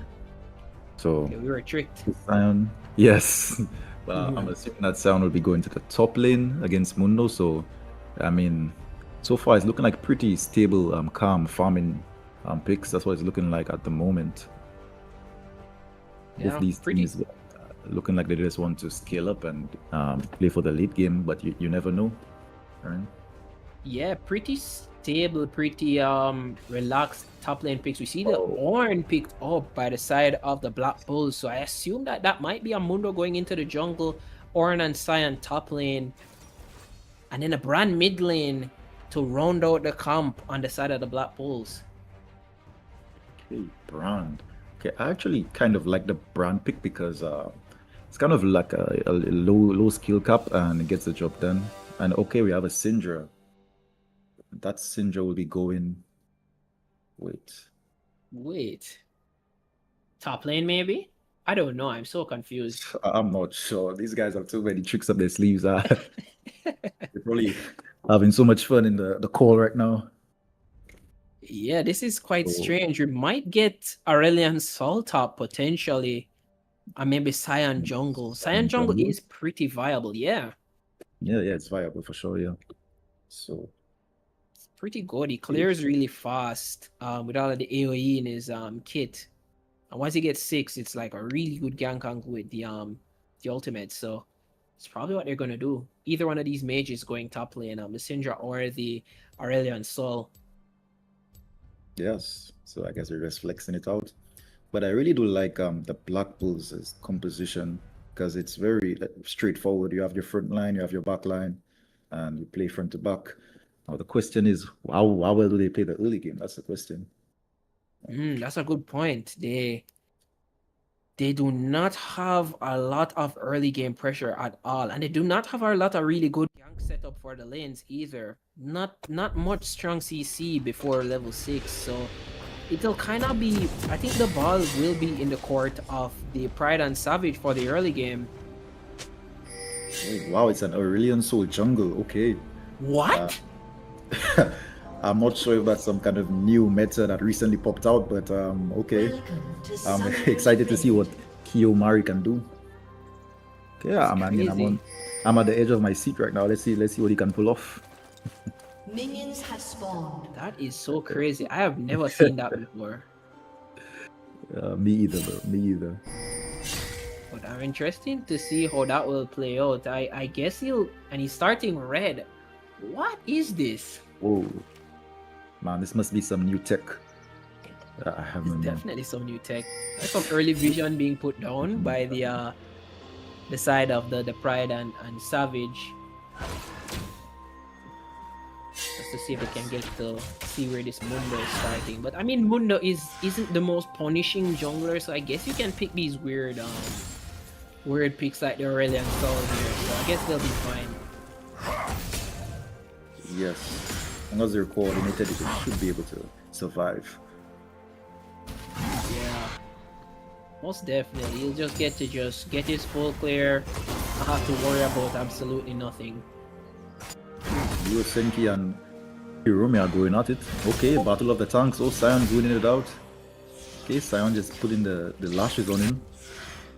So far, so good for him. Yeah, Cyan is playing out the matchup pretty well. I mean, it's not a huge. I wouldn't say it's like a matchup where Cyan needs to necessarily win. I don't think any of them really need to win the matchup, but whoever wins, it's always going to be better. The tank having more gold and more agency early, you can't lose from that. 100%. Sion is just pushing in the top lane, so we'll be pretty happy. Brand is also very pushed up at Syndra's tower and bot lane. Yeah, Okay, Brand so- does get the early prio. Pretty good. Okay. Brand taking some. Oh, he lands a stun. Oh, very good trade for Brand. Chunking out O right now. And O is in a pretty vulnerable spot right now, I'd say, in this lane. Yeah, I mean, these guys are just so fortunate that the junglers are just going to sit and farm for most of the early game. Because I know O would definitely be feeling the pressure after losing so much HP basically for free. Oh, and he's still playing He's aggressive. heavily outtraded. Whoa. Yes. This Sion is trying to stop on from crashing. Oh, Ringo is looking. Okay, onto the Nautilus. Okay, Nautilus going to flash. Oh, Aurelion Soul gets first blood. El's flash is in. Jinx, who wins? Jinx. Oh, Jinx. It's a pretty close fight. He gets excited. Wow. Oh my god. That Wow. was heated, man. What a fight. Okay, these guys are heated, gaming. They are gaming, man. I bet Aurelion Soul will be very happy with that. He got 2 kills, I believe. Yes, he got Yeah, 2 he kills. did. I think that trade really worked out in the favor of the Pride and Savage more than the Black Bulls, because Lulu was the one who got the 2 kills, 2 of the kills out of the 3 kills that went down there. So not quite ideal. Not quite ideal. However, the goal is still even, so it's still going to be a close game. But I guess Aurelion Soul will just be happy that he's kind of getting bailed out of the early game. Yeah, he's getting heavily accelerated. I'm really shocked that he was the one who picked up the first blood. I guess Mundo was really low. Oh, Yeah. one last from the brand. Oh, wow. Okay, so Brand with the moves on Syndra. Early game, we saw that he was playing aggressive. He was out shooting the Syndra, and now he just had to flash on him and make him know he's that guy, I guess. Yes, sir. I mean, the Nutsman is just playing nutty. He gets some free gold and he gets his last chapter, so being ahead in this mid lane matchup is going to be pretty good for him. I think Brand is like such a really solid, and I wouldn't say underrated. It's not as underrated anymore, but it's such a really good pick. Like we're having a little fight in the top lane.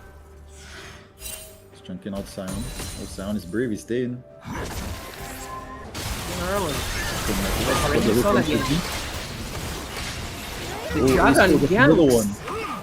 Wow. Oh my god. This Ace Soul is just conquering this bot lane. Oh, look at the damage. Oh, wow. Okay. I think they might go for a dive if Lulu stays. She's forced off by the turret. Yes. It looks like Cyan died as well. Got solo killed. Wow. Yeah, so the way Sion was playing, I'm not too surprised that he died. He stayed at very low HP. But I guess he doesn't Yeah. mind because he's Sion.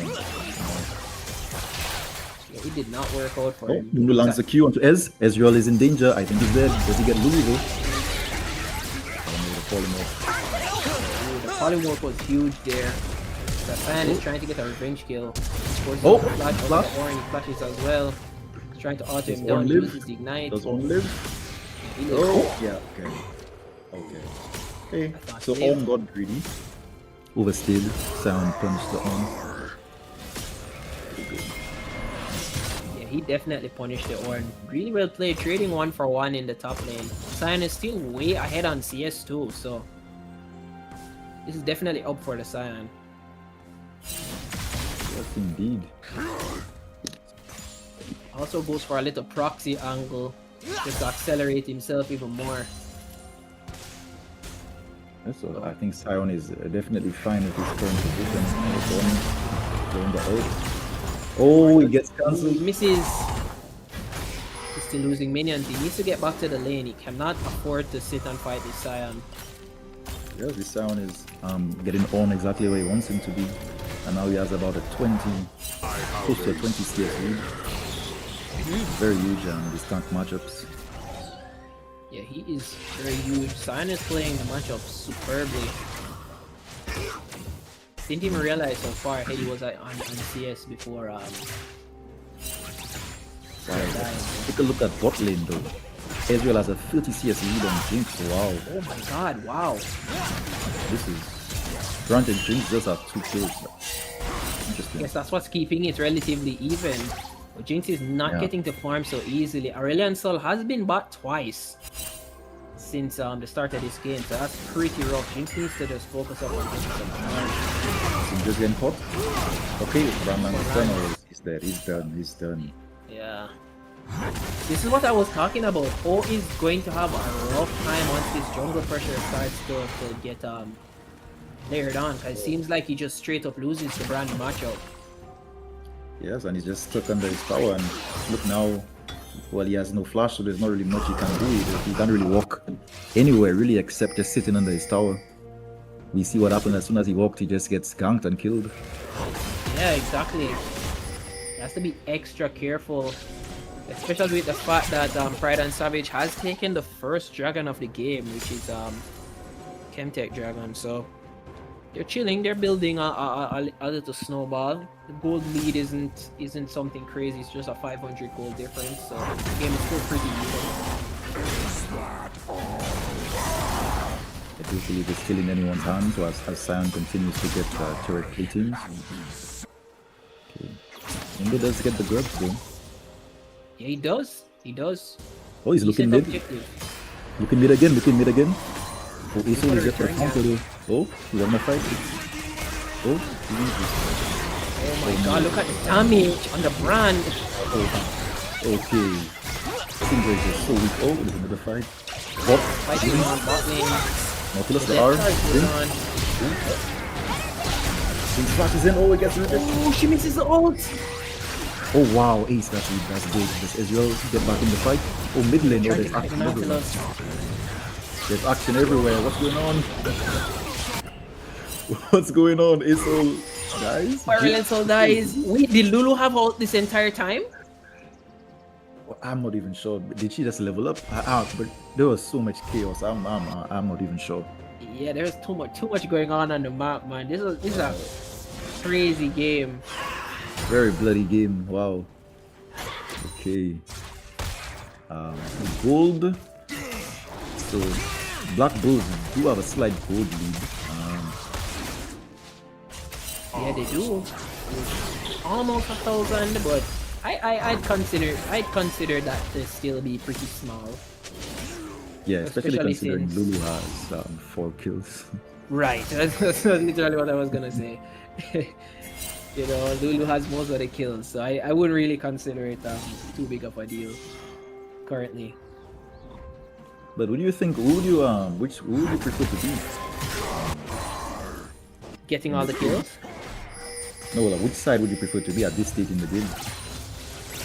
Would you want to be the Black Bulls or the Pride and Savage? I think Black Bulls are still in a good spot. They have good scaling. I think they have they're getting gold on Brand and I guess on Jinx somewhat. So I guess that's still fine. The main problem, and they have the Syndra really behind too, so which is always good because I think Syndra is like such a game-changing mid laner.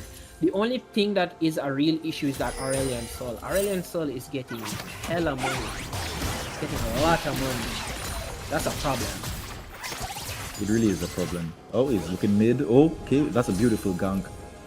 This, beautiful gank. This Aurelion Sol is very creative with this gank. Yeah. This guy, he seems to be very proficient on this ASOL jungle. He knows it very well. He's surprising me. From the fog of war, Brand literally had zero clue, like he was there from the bush. Really Yeah. well Yeah, he just pulled him in with the star thing, the gravity, the singularity. There we go. That's the name of the ability. Pulled him in with that, and Brand just couldn't move. He didn't have sums either, so he was just stuck. Yeah. Most players wouldn't be expecting that gang. They're not used to playing against ASOL, so works out well. Yeah. ASOL jungle, man. Never in a million years would I have thought that I would be seeing Aurelion Sol jungle and it's fed. It's doing really well. Like that's so crazy. Literally carrying the game. Yeah. Props to Kiyomari, man. Props to him. That's the GOAT, man. That guy's the GOAT. Casted the first game with him. You can see that he's an intelligent player, so yes, that's why he brings out these odd pocket picks in the match. Very intelligent, very creative as well. Mundo is looking bot. Does he get anything? Sound is there for the counter. Okay. He does not land. The depth charge has been used onto Mundo. He flies up into the air, but no more follow-up. I guess that's the smart Mundo move. is overextending though. Oh, Mundo overstepped. Oh, now the fight breaks out. And it's also here. Kills us over to the Mundo, takes down the Nautilus, he's going forward. Mundo's a perfect slash. I'm sorry, everyone. Hey. Jinx not getting these kills is not what I want to played. see. Okay, yeah. But still really good for Team Black Bulls in my opinion. Because of their comp, because their comp is so easy to execute later into the game, I would prefer to be Team Black Bulls at this point. Oh, for counter Isol. Oh my god, this guy's descent is crazy. Oh, Up everyone. he's just in the middle. He gets Jinx. Does he get yeah. Does Sam get Lulu? Lulu's way too close. Lulu needs to run. Run, Lulu, run! Rest in peace, Lulu. Orange should be able to clean this up, I think. He needs to get out of there. No one is coming. Oh, nothing ever here though for the cleanup. Orange has no Very, phone.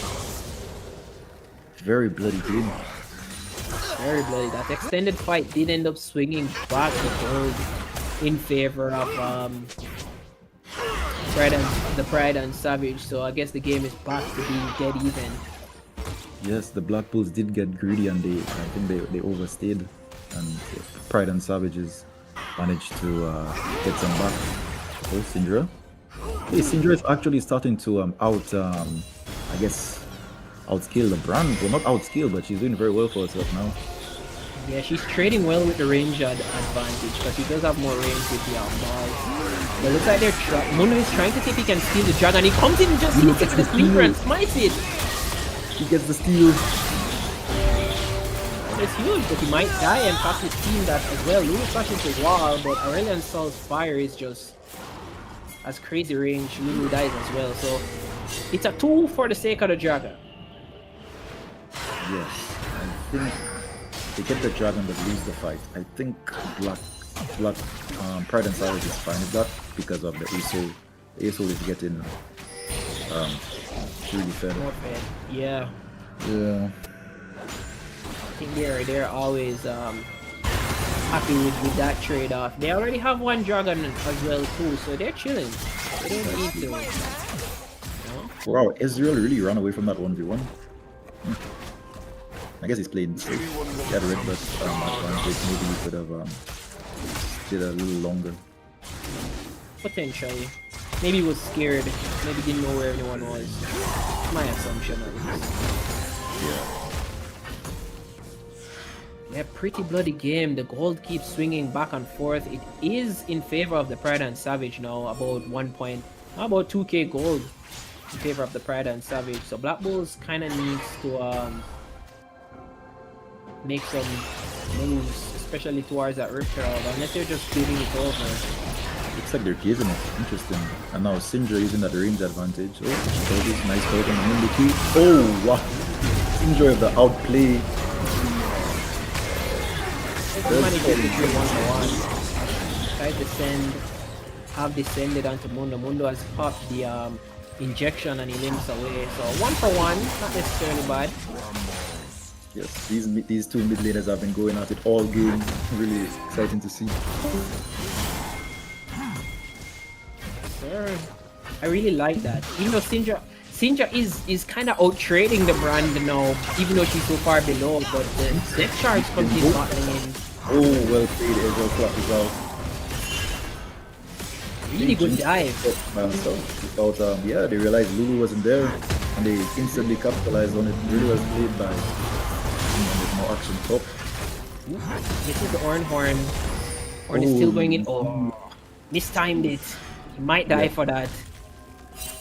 He's beating into the Brando.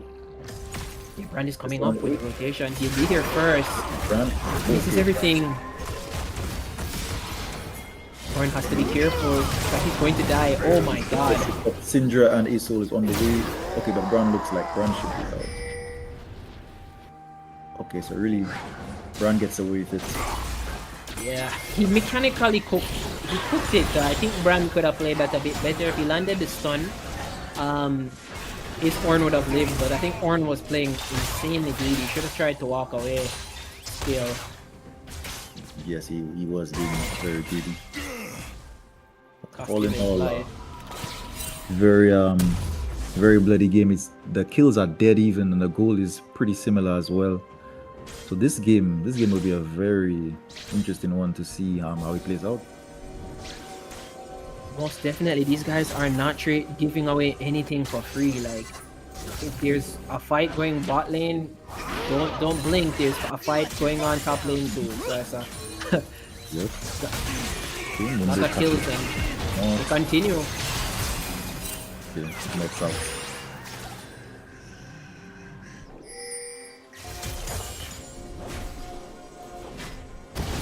Here, Hey, we might have the dragon soon though. Brand flashes on the Syndra, gets a stun, and Syndra's dead. Well played by the Brand. Syndra Very well didn't need that flash. If he lands the stuns when it counts, that might be a conversion for the Black Bulls to get the Rift Herald. Aurelion Soul might want to fight for this. Sound is out of bounds, but how long can he stay? Okay, Aso gives up. He gets stopped in the ultimate. He was trying to escape, but he's not tanky enough to live. Oh, This look one at has the been up flash. on him. Wow. Okay, well. Sound tried to get onto Brand at the end there, but it wasn't good enough. Yeah, I can see why he would have tried that, expecting to do enough damage. But I guess they didn't bother to get the Rift Herald. The Dragon is going to be up in the next 10 seconds. Okay. Well, this does allow them to get position on the Dragon because they saw 3 people topside. So Yeah. team Pride and Savage definitely got good position here. Definitely do. They have priority. They have guards, and they're going on to the orange. Ooh, the Brand ultimate hits 2, kills the Ezreal. The Unborn goes to nowhere. Mundo is trying to 1v3 while the Nautilus is stuck. He tries to Dredge line out. Unkillable here. Syndra has the flash. Oh, it is very good. Very good for Team Finish Black rocket was Bulls. huge too. Yeah. This is a huge swing in the game. This game is so volatile, man. Yeah.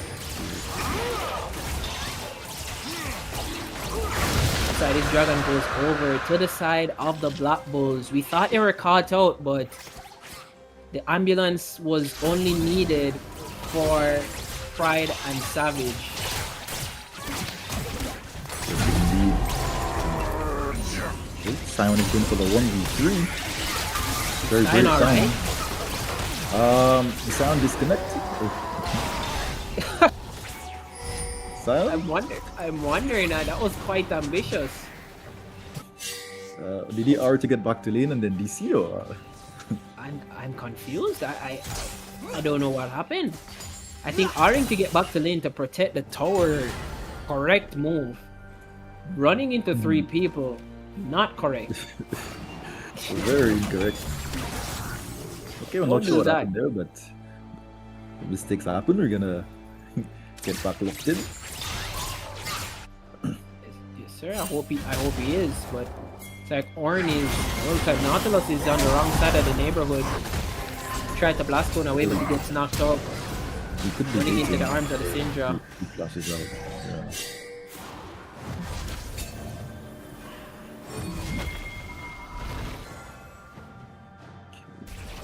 Yeah.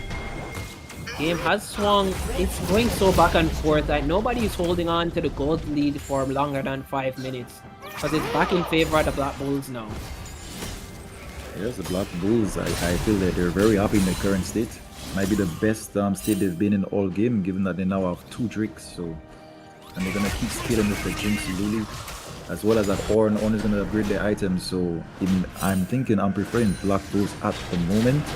But we've seen how this game has been going. So, really and truly, anything can happen. Don't count Pride and Savage out as yet.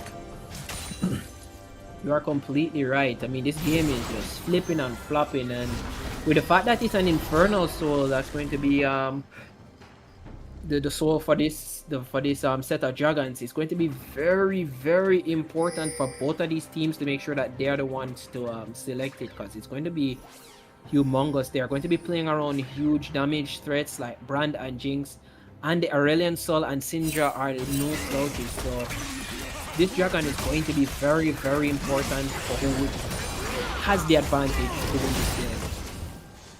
Yeah, extremely. This game is looking like it's going to be extremely close.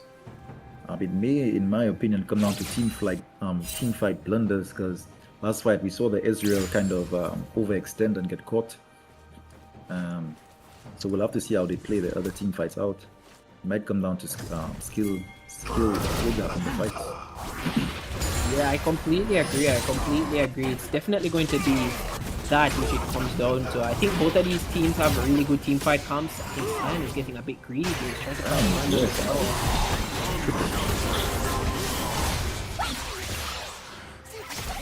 Losing a lot of HP. He's really trying to fight the brand. The brand just outranges him. But maybe he has something up his sleeve. Maybe. I mean, he does have his ultimate. Maybe if he gets in close. Yep. A very important objective goes down here. The mid tower is claimed for the side of the Black Bulls. So both teams have lost their outer mid towers. Really important thing as regards to vision control and priority as well. So it's a lot easier for the Black Bulls to get vision and set up for that Baron. It seems to be what they're really playing towards right now. Yes, they do have complete setup. Although Pride and Savages are trying to reclaim some vision right now. As they look to Syndra is looking to just farm, push out top. As of now, they're just pushing out the waves. Game is at a bit of a stalemate right now. Yeah, it is just that stage of the game. Nothing is really huge on the map besides the Baron. You can't really just, that's probably a win or lose objective right now. So you have to really be looking for a pick or something to get the numbers in your favor. And I think that Cyan might actually be the answer to what the Black Bulls are looking for. If they actually out of position, Nautilus is caught. So that's huge. Oh, it's all usual. Whoa. Sion catching down. really. Zone 2. Looks like this fight might be going towards the side of the Pride and Savage. The Decimating Smash hits the Mundo. Brand comes in, tries to ult to see if he can salvage the fight, but they just run right on top of him. Pride and Savage is cleaning up the side of the Black Bulls.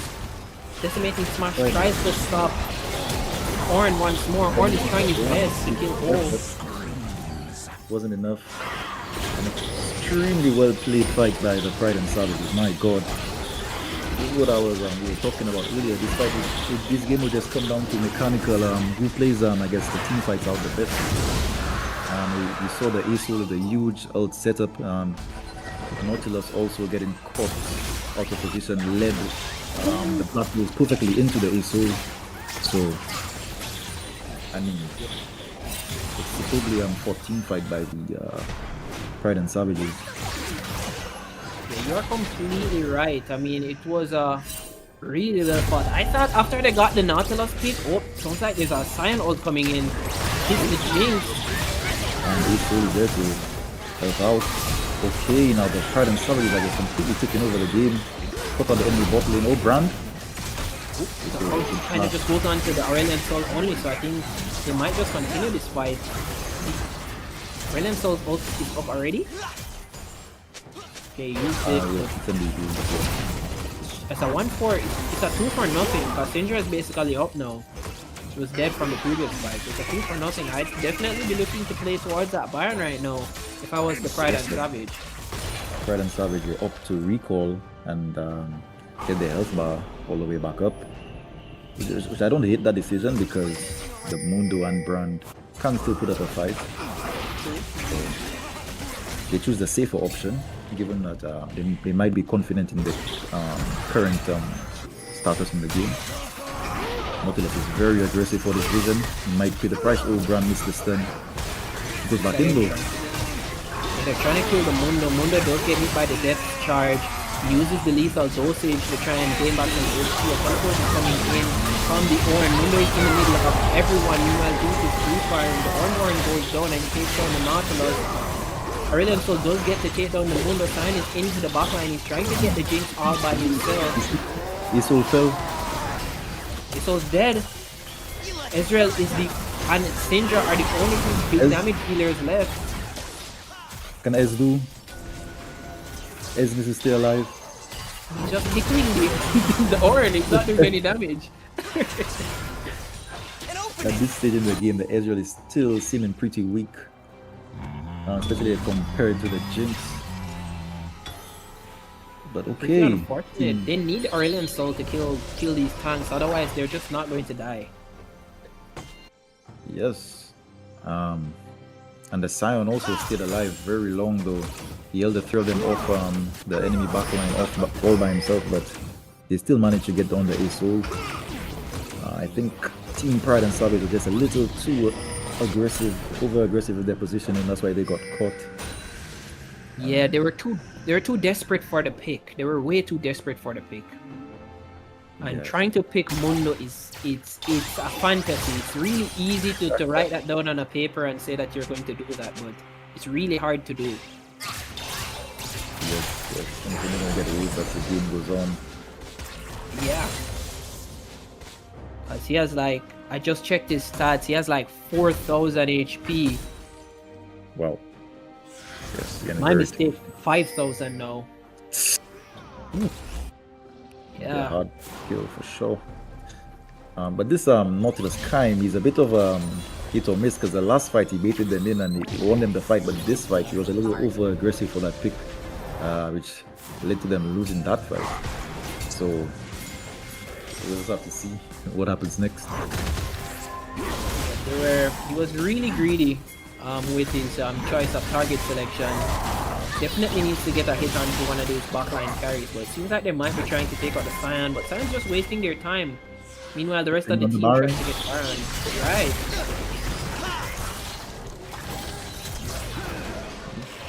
Black The Bulls are Barons aware. are so scared. Yes, they instantly back off from the Mundo, which might have been a little too early. Outward coming in from the Scion. They're going Looks like from it's the going to Mundo Mundo. again. Not good. Oh, Isol? You got a grid out? Lulu's down. Brand is forcing his onions. Brand is taking off immediately. Ezreal is re-firing. Brand ultimate is big. He does manage to get 2 kills. Jinx is excited. Yeah. The bulls are too fat. They can't die. So Isol did get a really good ult, but he compromised with his ult before he died. Yeah. Brand ended up getting like so much value with the his own ultimate. I don't think Syndra steals it. Syndra, that's memories, yeah. Oh, and you're getting the 3rd dragon. Oh no, that's very bad for Pride and Savages. Yeah, that is really bad for the side of the Pride and Savage. It's This gonna be might be the nail in the coffin. Although, you can never say never. never say never. The gold lead is still even after that fight. It's still just 1,000 gold You're right, between wow. the 2 teams. Yeah. They're still so evenly matched. Yes, so it really comes down to, I guess, positioning. Does Ace-Soul get caught, or does Jinx or Lulu or one of the carries get caught? Is it really what it's coming down to? I'm realizing. That's definitely the case, and it's a lot harder to just pick one in this case, because you kill the Brand, Jinx is gonna free fire. You kill the Jinx, Brand is going to get absurd damage. Nautilus misses his dredge line. He's trying to limp away from Mundo. Kaim has been in a lot of these situations this game. Sometimes it works out, sometimes it doesn't. But he has me worried. I'll be very worried if I were Pride and Savages when Kaim is invading enemy jungle. I mean, luckily he did have his team beside him, so I guess he got away with that. Syndra needs to get out of that jungle, otherwise she's gonna die. He's getting caught. It should be fine though. Okay. As the Black Bulls are pushing on the mid lane. Pressuring that mid tower. This is the strength of the combat this is in the game with the Mundo in the front and the horn. Look at that front to back. Oh, what can Sion do? Oh, that's so gross. Then goes to the Wait, ultimate. it's Jinx blocks it. beautiful touch by the Jinx, but the Syndra is over the backline just the same. Mundo is doing lethal dosage and he's still alive. Brand is doing incredible work. He picked up 3 kills. Yes, so they got the Jinx, but this didn't matter because they have the other brand, the other carry. I mean, it just came back down to what we were discussing earlier. I mean, it's really hard. You got to pick. You can only pick one of the carries, and once you pick one, the other just goes to work. And right there, they rolled the dice. They picked the Jinx, and Brand just carried the entire fight. They're taking down the Nexus turrets. They're taking down this Nexus. Brand is going to light this one on fire. Taking the game. Well played. Well played for the side of the Pride and Savage. Good Well game. played Good to game. both teams. Well played to the Black Bulls. They got the win this time, but the Pride and Savage did put up an amazing fight. So both of these guys should be proud of the way they played. But I think the Black Bulls, their draft was more, I would say, easier to execute, and that ultimately led to their victory. I would say. Yeah, I definitely agree. I mean, you said it from draft. It was just a simple front to back game. They just sat there, they just scaled, they just did work in those team fights, especially the fact that Brand had gotten such an incredible lead in the early game from the mid lane. We had thought that Aurelion Sol would have just done more work, but it was just too much damage coming out from these carries. It's just the simplicity of the comp. It just works so well. Yes, so even though they made a bunch of mistakes, by the time you get to the mid-late game, the comp is just really just easy to execute. Jinx, Brand stay in the back, press your abilities, tanks go up front, and you just win from this point on. ASO really tried his best, so hats off to ASO, but it just wasn't enough. So I look forward to see what they're able to do next though.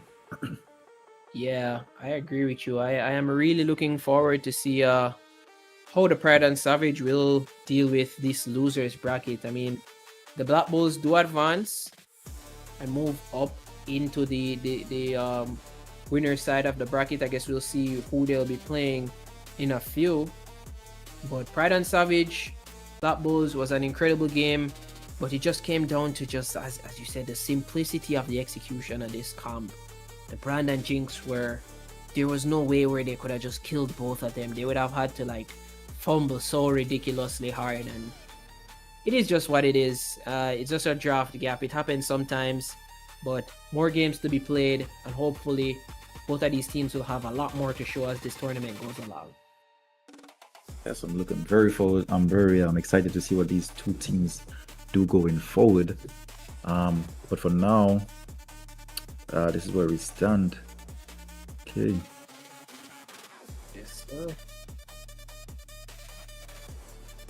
Yep, we're about to get the next set of teams ready for the next match, but I just wanted to shout out again our sponsors, Inferno, July 17th and 18th, huge $5,000 prize pool for some fighting games, the biggest fighting game event in the Bahamas. So come out and play, guys. I don't live in the Bahamas personally, but if it's being streamed, I'll be there to watch it because I can't cast fighting games.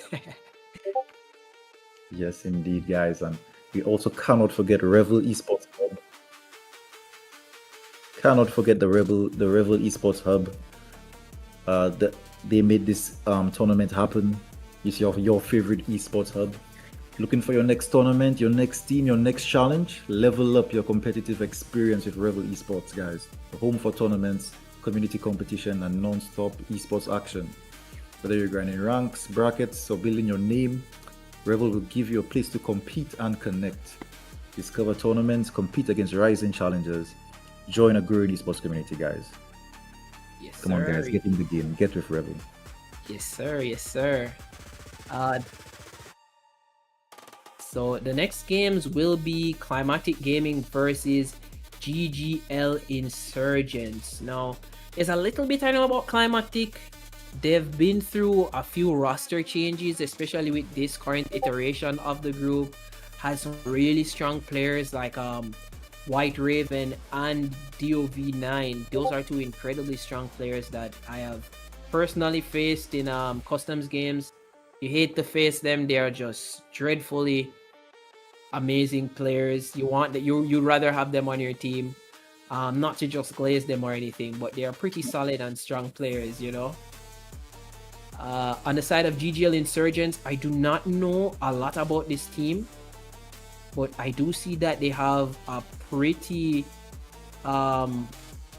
rounded team setup right here. Some high ranking players and some players closer to where I am. So I have my expectations. I'll see. They might be going into this game as the underdogs for Climatic, but I guess we'll see. Yeah, so Climatic Gaming versus GGL Insurgents. I'm not familiar with either one of these teams, but I'm excited to see them play. Tonight has been a very fun night for League. What I love the most about the game so far in this tournament is that the teams, they're not afraid to fight. They love fighting. They're brave, you know, experimental. They're bringing out these weird picks that, you know, I never expect to see. And they're playing it really well. So cheers to these players. Really love to see it.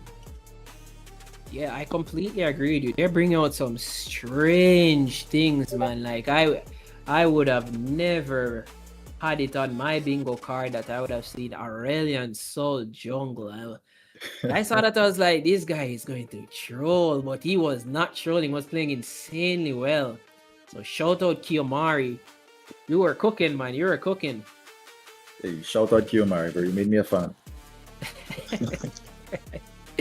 He was totally cooking. So I'm hoping to see more creative picks like that as the tournament goes along. I like to see when players go for stuff that aren't necessarily the meta per se, you know. That's what makes these kind of games so interesting. So I guess we'll see as we get in whenever we do get into draft.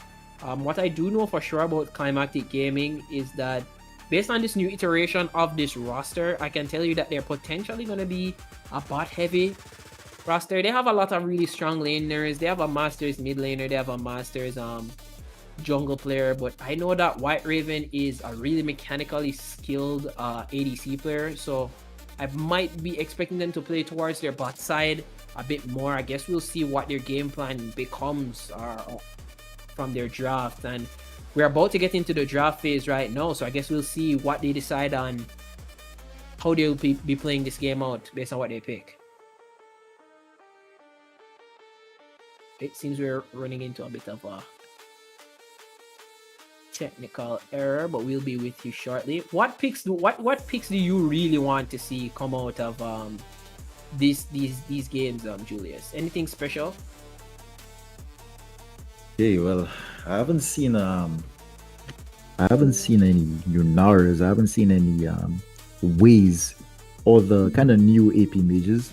So there's Way, there's what's the name? But the new kind of AP mage that jumps around. New one that jumps around. But I took a break from League and I recently I'm coming back in. I love that character. I'm gonna have to look. I'm trying to think what does he do? Are you talking about Aurora? Oh yes, Aurora. I'm looking forward to seeing some Aurora. I'm really played it earlier, so. Yeah, Aurora is insanely strong, but I guess we'll be starting soon. We'll be getting into the champ select soon. But yeah, Aurora, we did get a game of Aurora earlier. It was from one of the very few Caribbean Challenger players, Ravy Demon. He played an incredible game on it. She's insanely strong, so Yes. we did get to see that be showcased. Pardon? I said some would say a bit unbalanced. Oh yeah. It is fun to watch though. So Yeah. looking forward to seeing that. I completely agree. It is unbalanced. It is horrendously unbalanced. It does damage right throughout the game. The dashes, the fact that the ult itself, like casting the ult, does damage too. It's like it's just so dumb. It's a dumb champion, but it's fun to watch. Yes, it is. Fun fact about Ravi Demon. Well, I used to play about against him a lot. I was a Riven one trick. I picked like well challenger in LP wise, but grandmaster is like the rank on my account. But me and Ravi used to play a lot. Used to be on his stream a lot. But recently I'm getting back into the league. Yes, I'm getting back into the league. So I'm doing those motion in the Caribbean. So I'm hoping to like get more involved. That's kind of insane, man. Like that's an insane flex, dude. That's an insane flex. The closest I've been to playing with Ravi is certainly not solo queue. Okay. Certainly not solo queue. It's probably been in like some customs games and I've been getting flamed. So not at all the same ballpark of stuff at all. But that's pretty good. That means you have some good, but I can tell you do have good game knowledge, so you have some good game knowledge. So I should have known. Yes, but I still, I can learn more. But I used to face his cleared a lot, and we used to play real. We used to go like 50-50. Okay, but we're getting into draft here. Oh. Crazy, but we're about to get into draft, and we're gonna see what are these priority picks and bans for GGL and Climactic. They go with the first man Swain. Pretty interesting. Yes, wait, I wonder if it's a targeted ban. I'm thinking most of these bans would be targeted bans. Yeah, I would assume so. Yeah, I don't know who is necessarily the Swain player. Probably Shoeslace, who's their Climactic's mid laner. It's probably a Swain player. I mean, it's a good ban. It can be flexed. They can play it mid or support. Has a lot of sustains. Really strong in team fights. But Climactic does follow up with a ban of Echo. This is probably another comfort pick. It's a really good champ. It's a decent champ, but I guess it's probably a targeted ban as we're right. It's a good Graves ban now. That's a good ban because Graves has been pretty strong for seasons upon seasons, right? So I definitely like the Graves ban. Yes, sir. I like the Graves ban as well. We see it followed by a Singed ban. Rarely do you see that champion get banned in these competitive games, so makes sense. Yeah, bit shocked of the Singe ban. I don't know if they were planning to play Singe jungle, so they banned it. But it could be. You know, getting the guys off of their comfort picks is always good. So I guess that's probably what they were working on there. But the first pick, Smolder. How do you feel about that? I have a strong opinion about that.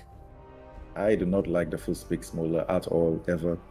Although it is good a late game, there should be many counters, and yeah, that's my main reason. There should be many counters to a Smolder, so I'll never pick it first. I'll pick it situationally.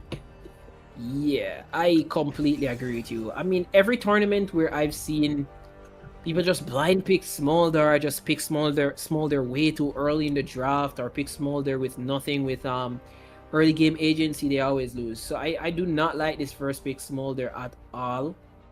It requires too much waiting for the champion to become relevant in the game, in my opinion. So it might get heavily punished by the rest of the picks for the side of Climactic. They pick up the Ashe and the Seraphine. So if this Smolder is going bot lane, it's going to be rough. Yes, very two lane dominant champions. Let's see what they pair with the Smolder, but then they also have the Shyvana, which has been pretty strong in the meta, I'd say. So it's fine picks for now. We'll see how what they pair with the Smolder, see if they could bail him out of lane. Yeah, I mean, I like the Shyvana pick overall. As you said, it's a strong meta pick. I've never won a ranked game against Shyvana, so the new Shyvana at least, so it's pretty good. We see them follow up with Tom Conch, which most likely is gonna be Tom Conch top. Okay, yes, it is a bit of a flex, but should be leaning towards top. Oh, the Silas, that's not bad. Yeah, it's nice. It pairs well with the Seraphine and that Conch on boom.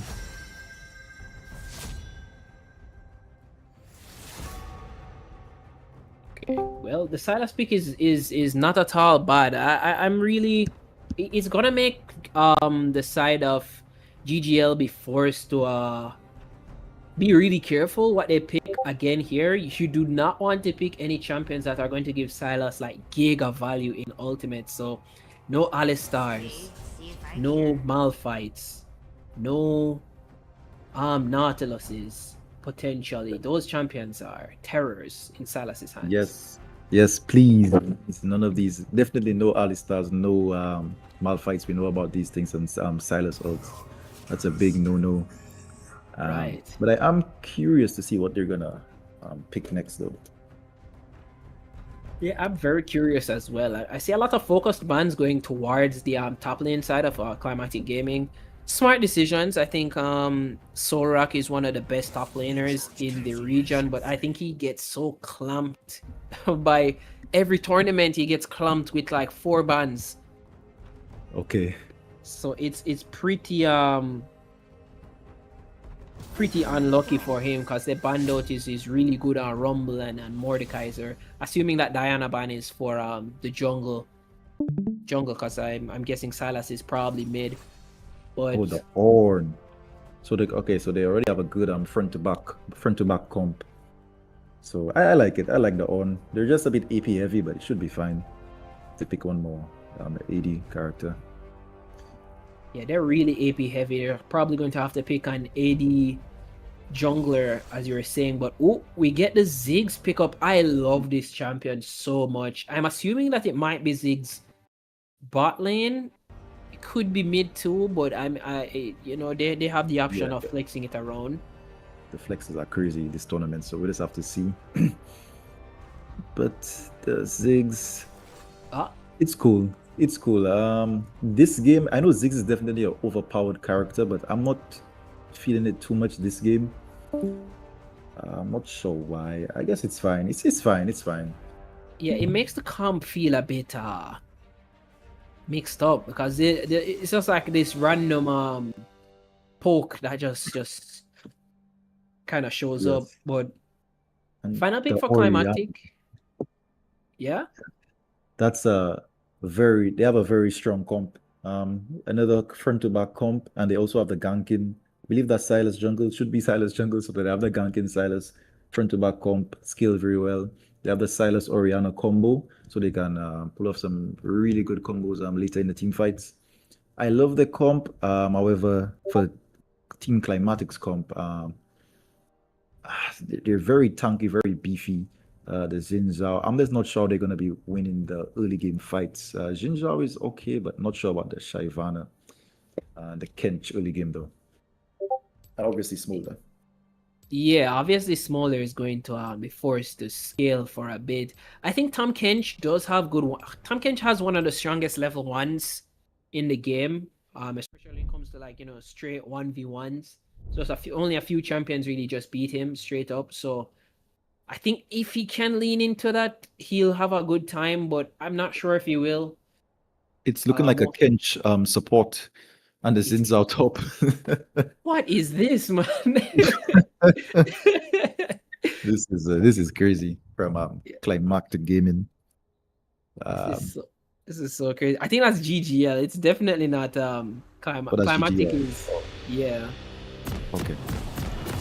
GGL, what is going on in this game? Oh, the pause is the pause to remake the draft. Send Xin Zhao jungle. Take a Has to shot. be.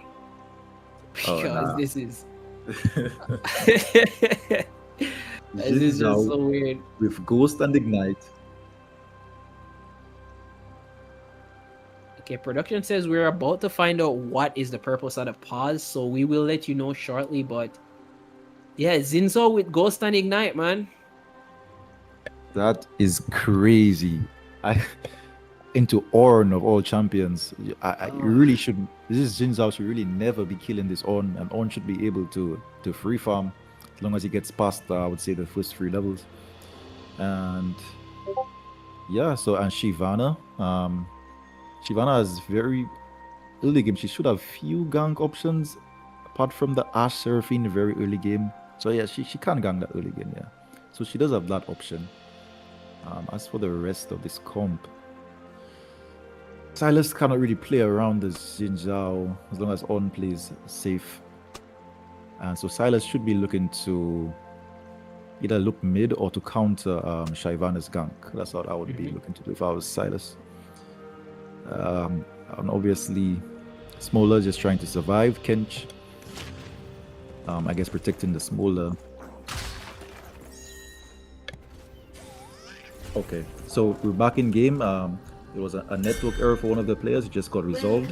To Summoner's So Rift. back in action. Sir. Yes, sir. Yeah, I agree with like literally every point that you've made so far, Minions has especially as spawned. regards to the Ornn into the Zinzo matchup. I mean, once Ornn just gets chain vest, oh, looks like we might have he misses the chains Yeah, onto the Ziggs. That would have been huge for the mid lane matchup, but yeah. Yeah. As long as On plays respectfully, you should just be able to just farm up in peace exactly what their comp wants. As long as everyone, honestly, as long as Team Red just respects the Shyvana early cheese gank, they should have no problem just scaling into this game. But we'll see what happens. Changes out the E start onto On. especially in DC, what happens? The E starts crazy. This is so strange. Audacious charge. This is so strange, man. But I guess we'll see. Of course, Smolder is getting bullied level 1. Yes, as This we do- expected. Right. I mean, this duo is going to do that to you. Smolder is not going to have fun in this bot lane. He's probably going to have to be balling for ganks after every wave. It's going to be quite challenging. We need that Shyvana to sit on him. But you know, Shyvana can do that. She needs the farm. 100%. But that might not be what Shyvana might not be what she really wants. She just wants to kind of chill and get some money. Wow. This Smola is getting annihilated. Oh, I wish Silas would have learned for an early ganker on this wave. This dive would have been beautiful. Even if they trade a 1-for-1. Even Yeah, if they trade a 1-for-1, Smola would have been out of the game. he would have been completely cooked if they were able to get a dive well orchestrated here. But they can always look for one a little later. Smolder is still having a really tough time in lane, so I guess he'll just have to just try and weather the storm. That's just the thing with this kind of a pick, is it's just weathering the storm until 225 stacks. Oh, and one is letting. Wow, stunned. Oh, the Smola dies. Wow. Nice. That is a tragedy. Damn, That man. is a tragedy for Team GGL. That That's is the tough, exact man. opposite of what they want. He gets heavily poked by the range advantage that's going on there, and they just have a lot more early damage. There is no way they outtrade them. Not going to lie, I don't really love the Tom Kench support pick. Yes, I'm especially seeing it in real time. It seems very, very useless for the Smola. Smola It's is like not. no support. No, because he can't trade back at all here, and I think He it's cannot even last hit on the tower. That's crazy. yeah. He's just weathering the storm and just hoping for the best. Maybe he tries to freeze the wave right there. I don't even know if that will help him, but it's just quite rough. And I think the main thing that I have with like gripes with Tom Kench, this new version, well, quote unquote new, it's been out for a while, but the Tom Kench that has the Devour as the ultimate instead of when it was on like W. I don't really like that, because the biggest value that you used to get out of Tom Kench of getting your ADC to safety no longer exists. So I don't really like it in the support role. Exactly. And to pair it for Smola who needs help in this early lane is not the best drafting move in my opinion. So Yeah, not at all the best drafting move. I guess they're just trying to hope, because it all scales well defensively as the game goes along, but right now it just the wave is Ash is going very aggressive onto him. shows that she just wins those. Yes. Let's get 30 to Seraphine damage. Okay, nice W from Kench. Okay, so Ash got a little too aggressive there, and Kench managed to have them crash that wave. So Smola gets to reset her. Oh, he doesn't base her. Ooh, that's unfortunate. Probably a pretty greedy base to recall right in the middle of the lane. But Silas is here. Kench went way too deep. Oh, Kench, no. This He's is a kill so bad. Silas. Yeah, it's horrible. So bad for team GGL, because we don't want to accelerate this late game comp. Now it's very hard for them. Yeah, it is insanely difficult, and Shyvana is still just there farming, trying to get to a 6, I assume. But her bot lane is being steamrolled. I mean, Tom Kench is gonna have quite the time trying to do anything for his small or even for himself. I mean, he's tickling on. Ornn has the Bramble Vest now, so no more 1v1s. He's just gonna be chilling, not interacting with the Zinzo. He really shouldn't. The weird name. Nice gas, okay. Quite the name. Oh, On is looking for a trader. He's coming out ahead on the trade, even though he's not like attacking the guy. The Bramble Vest is just doing insane work. Yep, for sure. Yeah, as he gets more items, the Zinzo becomes more useless. I'm assuming that maybe he'll try and get Bork as his first item. It's the only thing that makes sense to me. Yes, on that item. Okay, the ignite. Okay. On is chilling here and Silas is coming up. Okay. Alpha is kind of early. Okay, but he doesn't know the Silas is here though. No, remember, no flash on this guy. No flash, he's staying aggressive. The Wave goes in onto the Ash. Ash just limps away. Dio does pick up a kill Kench, onto the... ooh, Kench misses the Q. Very important Q, Kench. Now Ash fires back with the threaded volley. Ash has the flash, Ash has the flash. Shyvana is there though. Oriana is coming as well. Let's see what happens. About 2 autos away from getting a kill off onto the Ash, but he's able to flash out and get back to safety, pick up some CS and maybe go back to base. That was really a good effort from Team GGL. GGL, sorry, but they just didn't quite get it done. Kench, maybe if Kench landed that Q, they could have at least got Prio again. They missed. Yeah, Kench missed a lot of abilities. He missed the Q, he missed the tongue lash, and he also missed the abyssal dive. So it's quite unfortunate. Could have really been a really pivotal kill there, but Climactic just gets away scot-free. Yep. And now look at their gold lead. They have about 2,000 gold lead. Oh wow, already? So they're really chilling in the game. Yep. Oh. Yeah, they're really chilling. I mean, this is really one of those games where Kench is going to have to try and see if he can get some roams or coordinate something with his jungler. I see him, he is passing towards the mid side, or is he not? Yeah, he's passing towards mid, but his mid laner is actually recalling. But he needs to coordinate with his jungler, see if he can maybe get some plays towards the mid side or even the top side, because it's gonna be quite difficult to win any of these 2v2s having been put this far behind. Yep, and they're getting a dragon. Team Climactic looks to be getting a dragon. Does Kench steal it?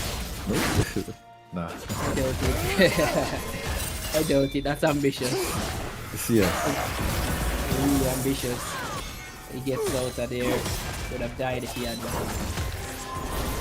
Oh, Xin Zhao, you're losing these trades, buddy. No. Okay, so they draft the early games in Zhao, but it's already behind On at 9 minutes. It's already effectively useless. On has TP here, so you can't TP back. But it's not looking good for Team GGL. Yeah, it is not looking good. They are able to secure the Void Grubs though. as a trade-off from the Dragon. But it looks like Silas is bot lane. Root does go the charm. Fancy, well played to Ultra Ego. That's really well done. They waited for that abyssal dive and Yeah. Seraphine sang a song for him. He had to come back for the encore. Yes, yes. Pretty tragic, but I think we might be able to get a kill here on the Shoeslace. The Shyvana ult goes out. Orianna flashes the wrong way. Whoa. Dive.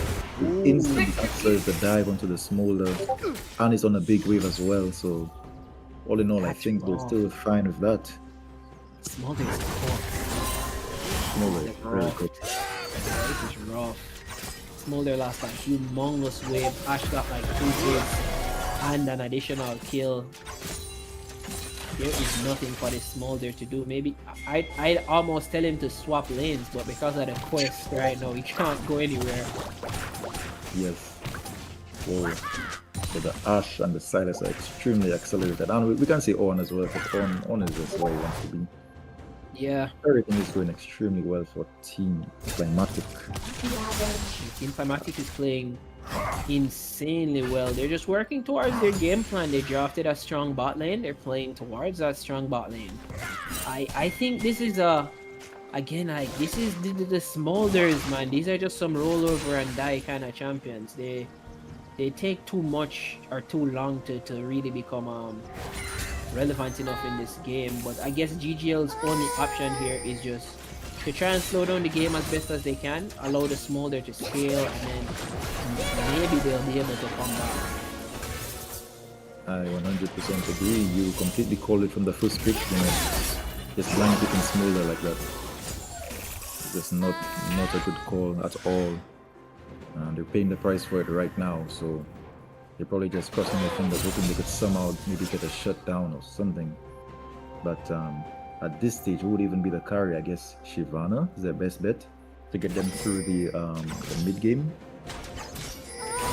But right now, I'm not really seeing a carry for them because they also have the Jinja top, which is pretty behind. Yeah, So I guess Shyvana and Ziggs, maybe these two can try to stall them out through the mid game, but we'll have to see. yeah, that's definitely what they're gonna have to do. Ziggs is really good at stalling. He clears waves insanely fast. He can get prio within a second. So they're probably gonna have to depend on the Ziggs and Shyvana, as you said, to try and stall this game out as best as they can. But that's all dependent on how willing Climatic is to allow them to play towards that. Oh my god. Zinzo went in and missed the autos. On messed up his ult. Jin is still dead though because he has no flash. And Shyvana countering on the other side though. So he can win the flash. One charm. Oh, Smolder walked up too far. Smolder walked up too far. Oh. Okay, Conch has to win the flash as well. So even in a 3v2 situation, Team Climatic still burn the enemy summoners. Yeah, they almost got out with a kill as well. So well played on the side of Team Climatic to fight off that gang. A lot of resources were used. That's a lucky call there. Winning both sides of the fight, and we also see Smolder being greedy with his recall. Again, he got cancelled. Oh, he's not even basing anymore. He's just staying, which is a bit greedy, but I guess it's fine because yeah, he'd lose a lot here if he didn't stick around. So they'd probably take some plates. Oh, Conch is a bit. Oh, this one Conch is kind of greedy, but I guess he might be trying to go for the solo. He has to use the Devour onto the Seraphine. He just goes for the tongue lash. Nice, it's actually decent. You get Ash. Oh. You have to use the Devour here. Conch, you beast! Oh, he gets a. Oh my god, he gets it! Yo, Ronin is the goat. What a sense. They have gone up duck misses. Theo does go all the way under the tower. He's trying to limp away, but I think he might just be dead. Shyvana should be able to pick up this kill. A big shutdown. Whoa. Okay. That's a bit of a swing. It is. Girl would take this every day. The gold lead is still 3,000, but it does stop the bleeding a little bit. Put some bandages on the bleeding. 100% does Silas just manage got a all bit of that. ambitious, in my opinion, because Silas he dove in with the ult. Even though he got the kill, he gave up his shutdown. You need to be very conscious of your shutdowns when you're ahead like this. Yeah, it was not worth it in my opinion, in the slightest. I think that was definitely a bad call on the side of Climactic, but I guess as you said, his eyes got a bit too wide, Yes, they and he definitely. decided to kind of give. I guess he's probably throwing GGL a bone and say, you know, take the shutdown. You guys got 2 kills. Here's a shutdown too. I don't know why he would do that, but it happens. He was feeling the moment. He's like, I have to go in. That's different. It'd be like that sometimes in playing league. It does. It is indeed like that.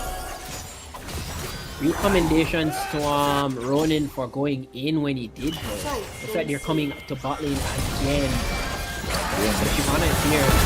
Goes in under the Shurkin. Shurkin has like dodging. The ultimate is wild. Ash is here. Free firing though. Shockwave lands onto 2. Takes on the Shivana. Ash is still Kai's bot. Destroying his Ziggs. He's running for dear life. White Raven going in. Yes, in. Really well played again by Team Climatic. Really, really well played. Kited back. Ash is free hit. Silas had a red buff, so he was combined with his W healing. It's pretty much impossible to kill. And they just got it done. Quite literally. Quite literally, they just got it done. They just kited back. I mean, I think GGL played that about as well as they could have, being given the state that the game is in for them. But Climatic was just more prepared. I think they had bigger numbers, a little bit quicker. The Shockwave was pretty good as well, so they just played it so well. I don't think did anyone die on the side of Climatic? They lost no casualties. But right as Team DGL saw some hope, Oriana got the good 2-man out, which pretty much secured the fight. So shout out to Shoes Lacy. Funny name, but shout out. Yeah, Shoes Lace is certainly tying up DGL plays, man. Solrock is just weathering the storm in top lane. He doesn't need to do much, just build some armor and just relax. Yeah, he's also trying to bait the Xin Zhao because he has Silas here, but it's a bit too dangerous. He has to TP back. Yeah, both of them do recall. This might end up being up. Smaller forced to Smaller. work away. By myself. I feel like Spoiler is not allowed to be there by himself. No, that's it. Pretty much, that's pretty illegal. Yeah, it is, but I guess he altered the whip to try and discourage them from trying to dive him. I guess it worked. But I'm not sure. Ash could have or Ash maybe missed out or something. Or she was out on that. Yeah, I guess he didn't ult yet. Yeah, he should have died there for sure then. Yeah, if Ash out. Silas is looking though. Silas is looking on the smolder. Doesn't have the flash. He should be dead. He's 100% dead. Yeah, it's kind of though. Ugh, the barrier was pointless. Yeah. When you're picking smaller, you need to be like very, conscious of like where you can and cannot auto kill. Which right now is most places. I can tell you really despise Boulder. No, I don't despise the champion at all, but it's like as you said in draft, like it's really situational. It's not something you just pick. You're going to get punished for it. There's nothing. I have nothing against the champion. I like the champion personally, but it's just you don't first pick it. It's certainly not something you first pick. You're begging to be countered. Yeah, for sure. Yeah. I think any lane that the Smolder went would have been pretty rough. Definitely. Maybe if he went top. Top into the Ornn, maybe, but remember he's playing against a Silas, right? So Silas would definitely be looking to counter. Yeah, that's true. And Orna's good gangster too, so yeah, that's true. Yeah, that would be. Yeah, unlucky. Unlucky with the pick. But he still does have potential to try and scale back up. He is at 152 stacks right now. So quite a ways to go. 70 something stacks left. Yes, and they're about 7,000 gold down though, so that's the real problem there. Ugh. Massive gold gap. I was not looking there. Oh, Jinzhao, on with the bait, just on the E. Oh, on Ooh. and messing up his mechanics all game. Unlucky, Owen. Alright, he had that, but the pillar thing. Yeah, he wasn't aware of it, yeah. Yeah. But I would definitely prefer to be Team Climatic right now, especially because of how easy it is to execute the comp at this stage again, the front to back. The sender on in the front and play front to back, and they really should win this game. Pretty straightforward. Unless he somehow gets to like 40 minutes and smaller something. Yeah, I mean, the simpler the game plan, the better. Shyvana is forced to ult, but the fight going on in the top lane, the orange scoring is hard. Zinzo goes for his own ultimate. The Brutal does rack up a lot of damage onto Zinzo, and he's dead. Orianna gets traded 1-for-1 with the Ziggs, but Ash is firing for free. Conch is trying to go for a 1-for-1, but it's not happening today, buddy. You're going back to base. Not today at all. So 4 people drop on the side of Team GGL. Ornn did beat Jinzhao in that 1v1. In the bot lane, the Ash was gliding. So Ash has been gliding as she continued gliding as she has been doing all game. So it's up from White Raven. Oh, what is he getting greedy there? Never mind, Smolder is, I guess, too weak. Yeah, Smolder is still way too weak. Still only has an item. Ash just has a bigger wallet.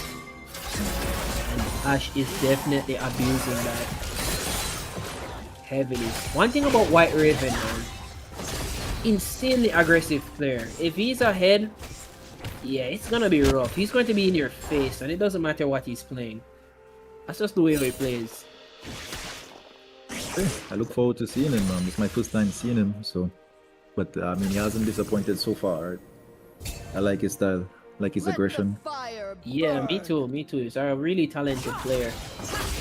The whole team of Climactic is talented, but you know, you're just highlighting him. Yeah. He's going to press those leads on the AD. Like some people are coming around in the mid lane. Out of position. Oh, Silas. Ooh. A taste of his own medicine. That's rough. He gets devoured. Conch gets killed. It's a taste of his own medicine, as you said, and they might be able to look for a pick and maybe go for the Baron here. Oh, Orianna. She's looking. Gets the ult. Surfing pulls up. Beautiful. Oh my god. Well played. Nice synergy, guys.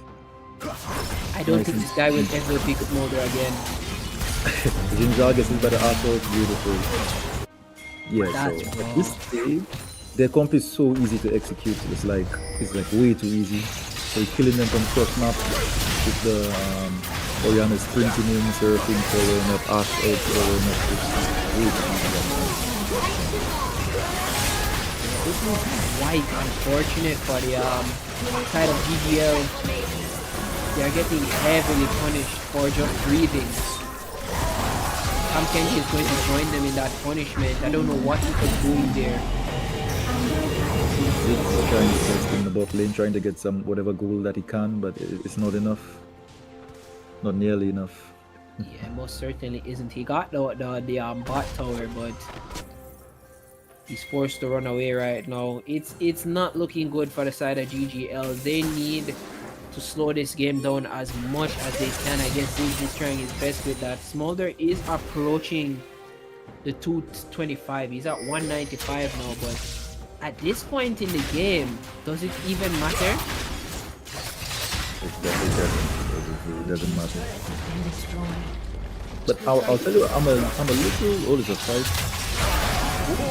Hand up duck lands onto the catfish, but he just swims right out. And again, they're pushing forward. They should be able to get a pick to this game. But I'm a little disappointed in team GGL. Yeah, okay, that's it. They should be able to get a pick. It should be way too easy to kill like everyone right now. Yeah.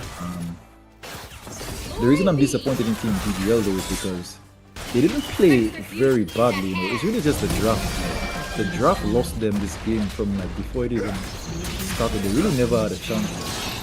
Oh, beautiful chain from the Silas. Mola has the flash. Ash with the ult. Oh my god, it lands. Look at the synergy of the Conch. Look at the synergy. Zufu from cross map. Look at the synergy. It's gross, man. Mola is getting like killed from across this map, you guys. He's not even seeing what's going on. He's gonna have nightmares about this game. Yeah, like I'm disappointed in Team GGL just because of the draft, not really because of their performance. We didn't get to see much of their talent in my opinion. Yeah, because as you said, I don't think they're necessarily playing bad. But this draft like really worked against them, and now we're not getting to see it. Yeah, Ash flashes the wall onto the Zig. Zinzo is limping away. They're just flexing. They're just flexing at this point. Smolder, I'm sorry. You are yet to get a kill. He hasn't hit the 225 yet. Oh my god. As we predicted, those are risky to pick the He got heavily punished for that. It might have cost them. I wouldn't put the entirety of the blame on the Smolder, but it definitely did play a part in what cooked them this game. But well played, Climactic Gaming and the GGL. GGL should be, I believe they'll be heading to the losers bracket. Correct me if I'm wrong, but not too sure. Good But game, yeah, well played. For me, we didn't get to see much of Team GGL. The draft, the Jin Zhao top, we didn't get. It didn't really do what they thought it would do, I guess. As well as the Smolder. In draft, they really lost this game in draft.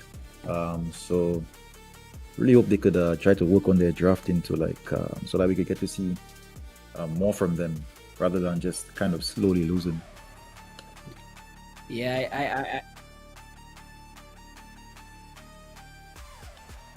Yeah, I completely agree with you. It was definitely a humongous draft differential. We're hearing from production if we'll have another game coming up soon. But I hope you guys have been enjoying the game so far. If you're watching us on YouTube, feel free to hit us with a subscribe, or if you're on Twitch, hit us with a follow. We would greatly appreciate it. And thank you for supporting us so far. It's been some really fun games, some high quality Caribbean League of Legends. I mean, you don't get this kind of stuff anywhere else. No, again, I'm very impressed with what we've managed to put on here today. Shout out to all the teams participating and all the people watching, making this happen. Thank you all. Yes, sir. You've been playing so well. Hopefully, pause. You did your like, use the Smolder player. You did your absolute best, but please, dude, don't first pick it. Don't first pick it, man. These guys are not gonna let it slide. I've seen it happen. So, like, I've casted a few tournaments in the past, and there are two champions that you just don't pick early. You do not pick Veigar early. You do not pick Smolder early. You're going to learn the hard way why you don't do that. You're gonna pick some early game tomfoolery and just camp you. I don't like it, man. It's really rough. Yes, So we are going to end it here. We're going to run the rest of the matches later on. That'll be sometime later this week, but definitely next Friday is when the next set of matches are going to be. Okay. Well, we are actually going to get to closing time now, guys. So we really appreciate everyone who has made it to the stream. You've been watching all of the matches so far. We really have, just like our hearts go out to you. Really appreciate you. Another shout out to our sponsors, Inferno, the biggest fighting game event in the Bahamas, July 17th and 18th. $5,000 prize pool. About, you know, it's insane fighting games. I'm tired of saying it. I'm gonna just go move to Bahamas so I can just pretend like I'm gonna LARP and be a fighting game player for that weekend. So yeah. And again, Revel Esports Hub, the best up and coming esports hub. Actually, well, already certified, but we're also elevating. So shout out to them. Anytime you're looking for a tournament, a team, your next challenge, look no further. The Revel Esports Hub is here for you. Level up your competitive experience, get a place to compete, join the growing esports community, and get in the game today. Shout out to Revel. Yes, sir. Yes, sir. So, you know, shout out to our sponsors, shout out to all the teams that have made it into these games so far and have advanced in the brackets. Of course, the tournament is not over. We will have more matches taking place in the week, and I think we will be back for another stream next week Friday. So make sure that if you haven't subscribed to the channel, subscribe, follow us on Twitch, and we'll let you know when we're back to continue the rest of this Conch Cup. So thank you for watching. It's been great. I'm Zufu and Julius. I'm Julius. Thank you all for watching. This is my first time doing our commentary. Went well. Great experience, guys. So let's keep it up. And signing off. All the best.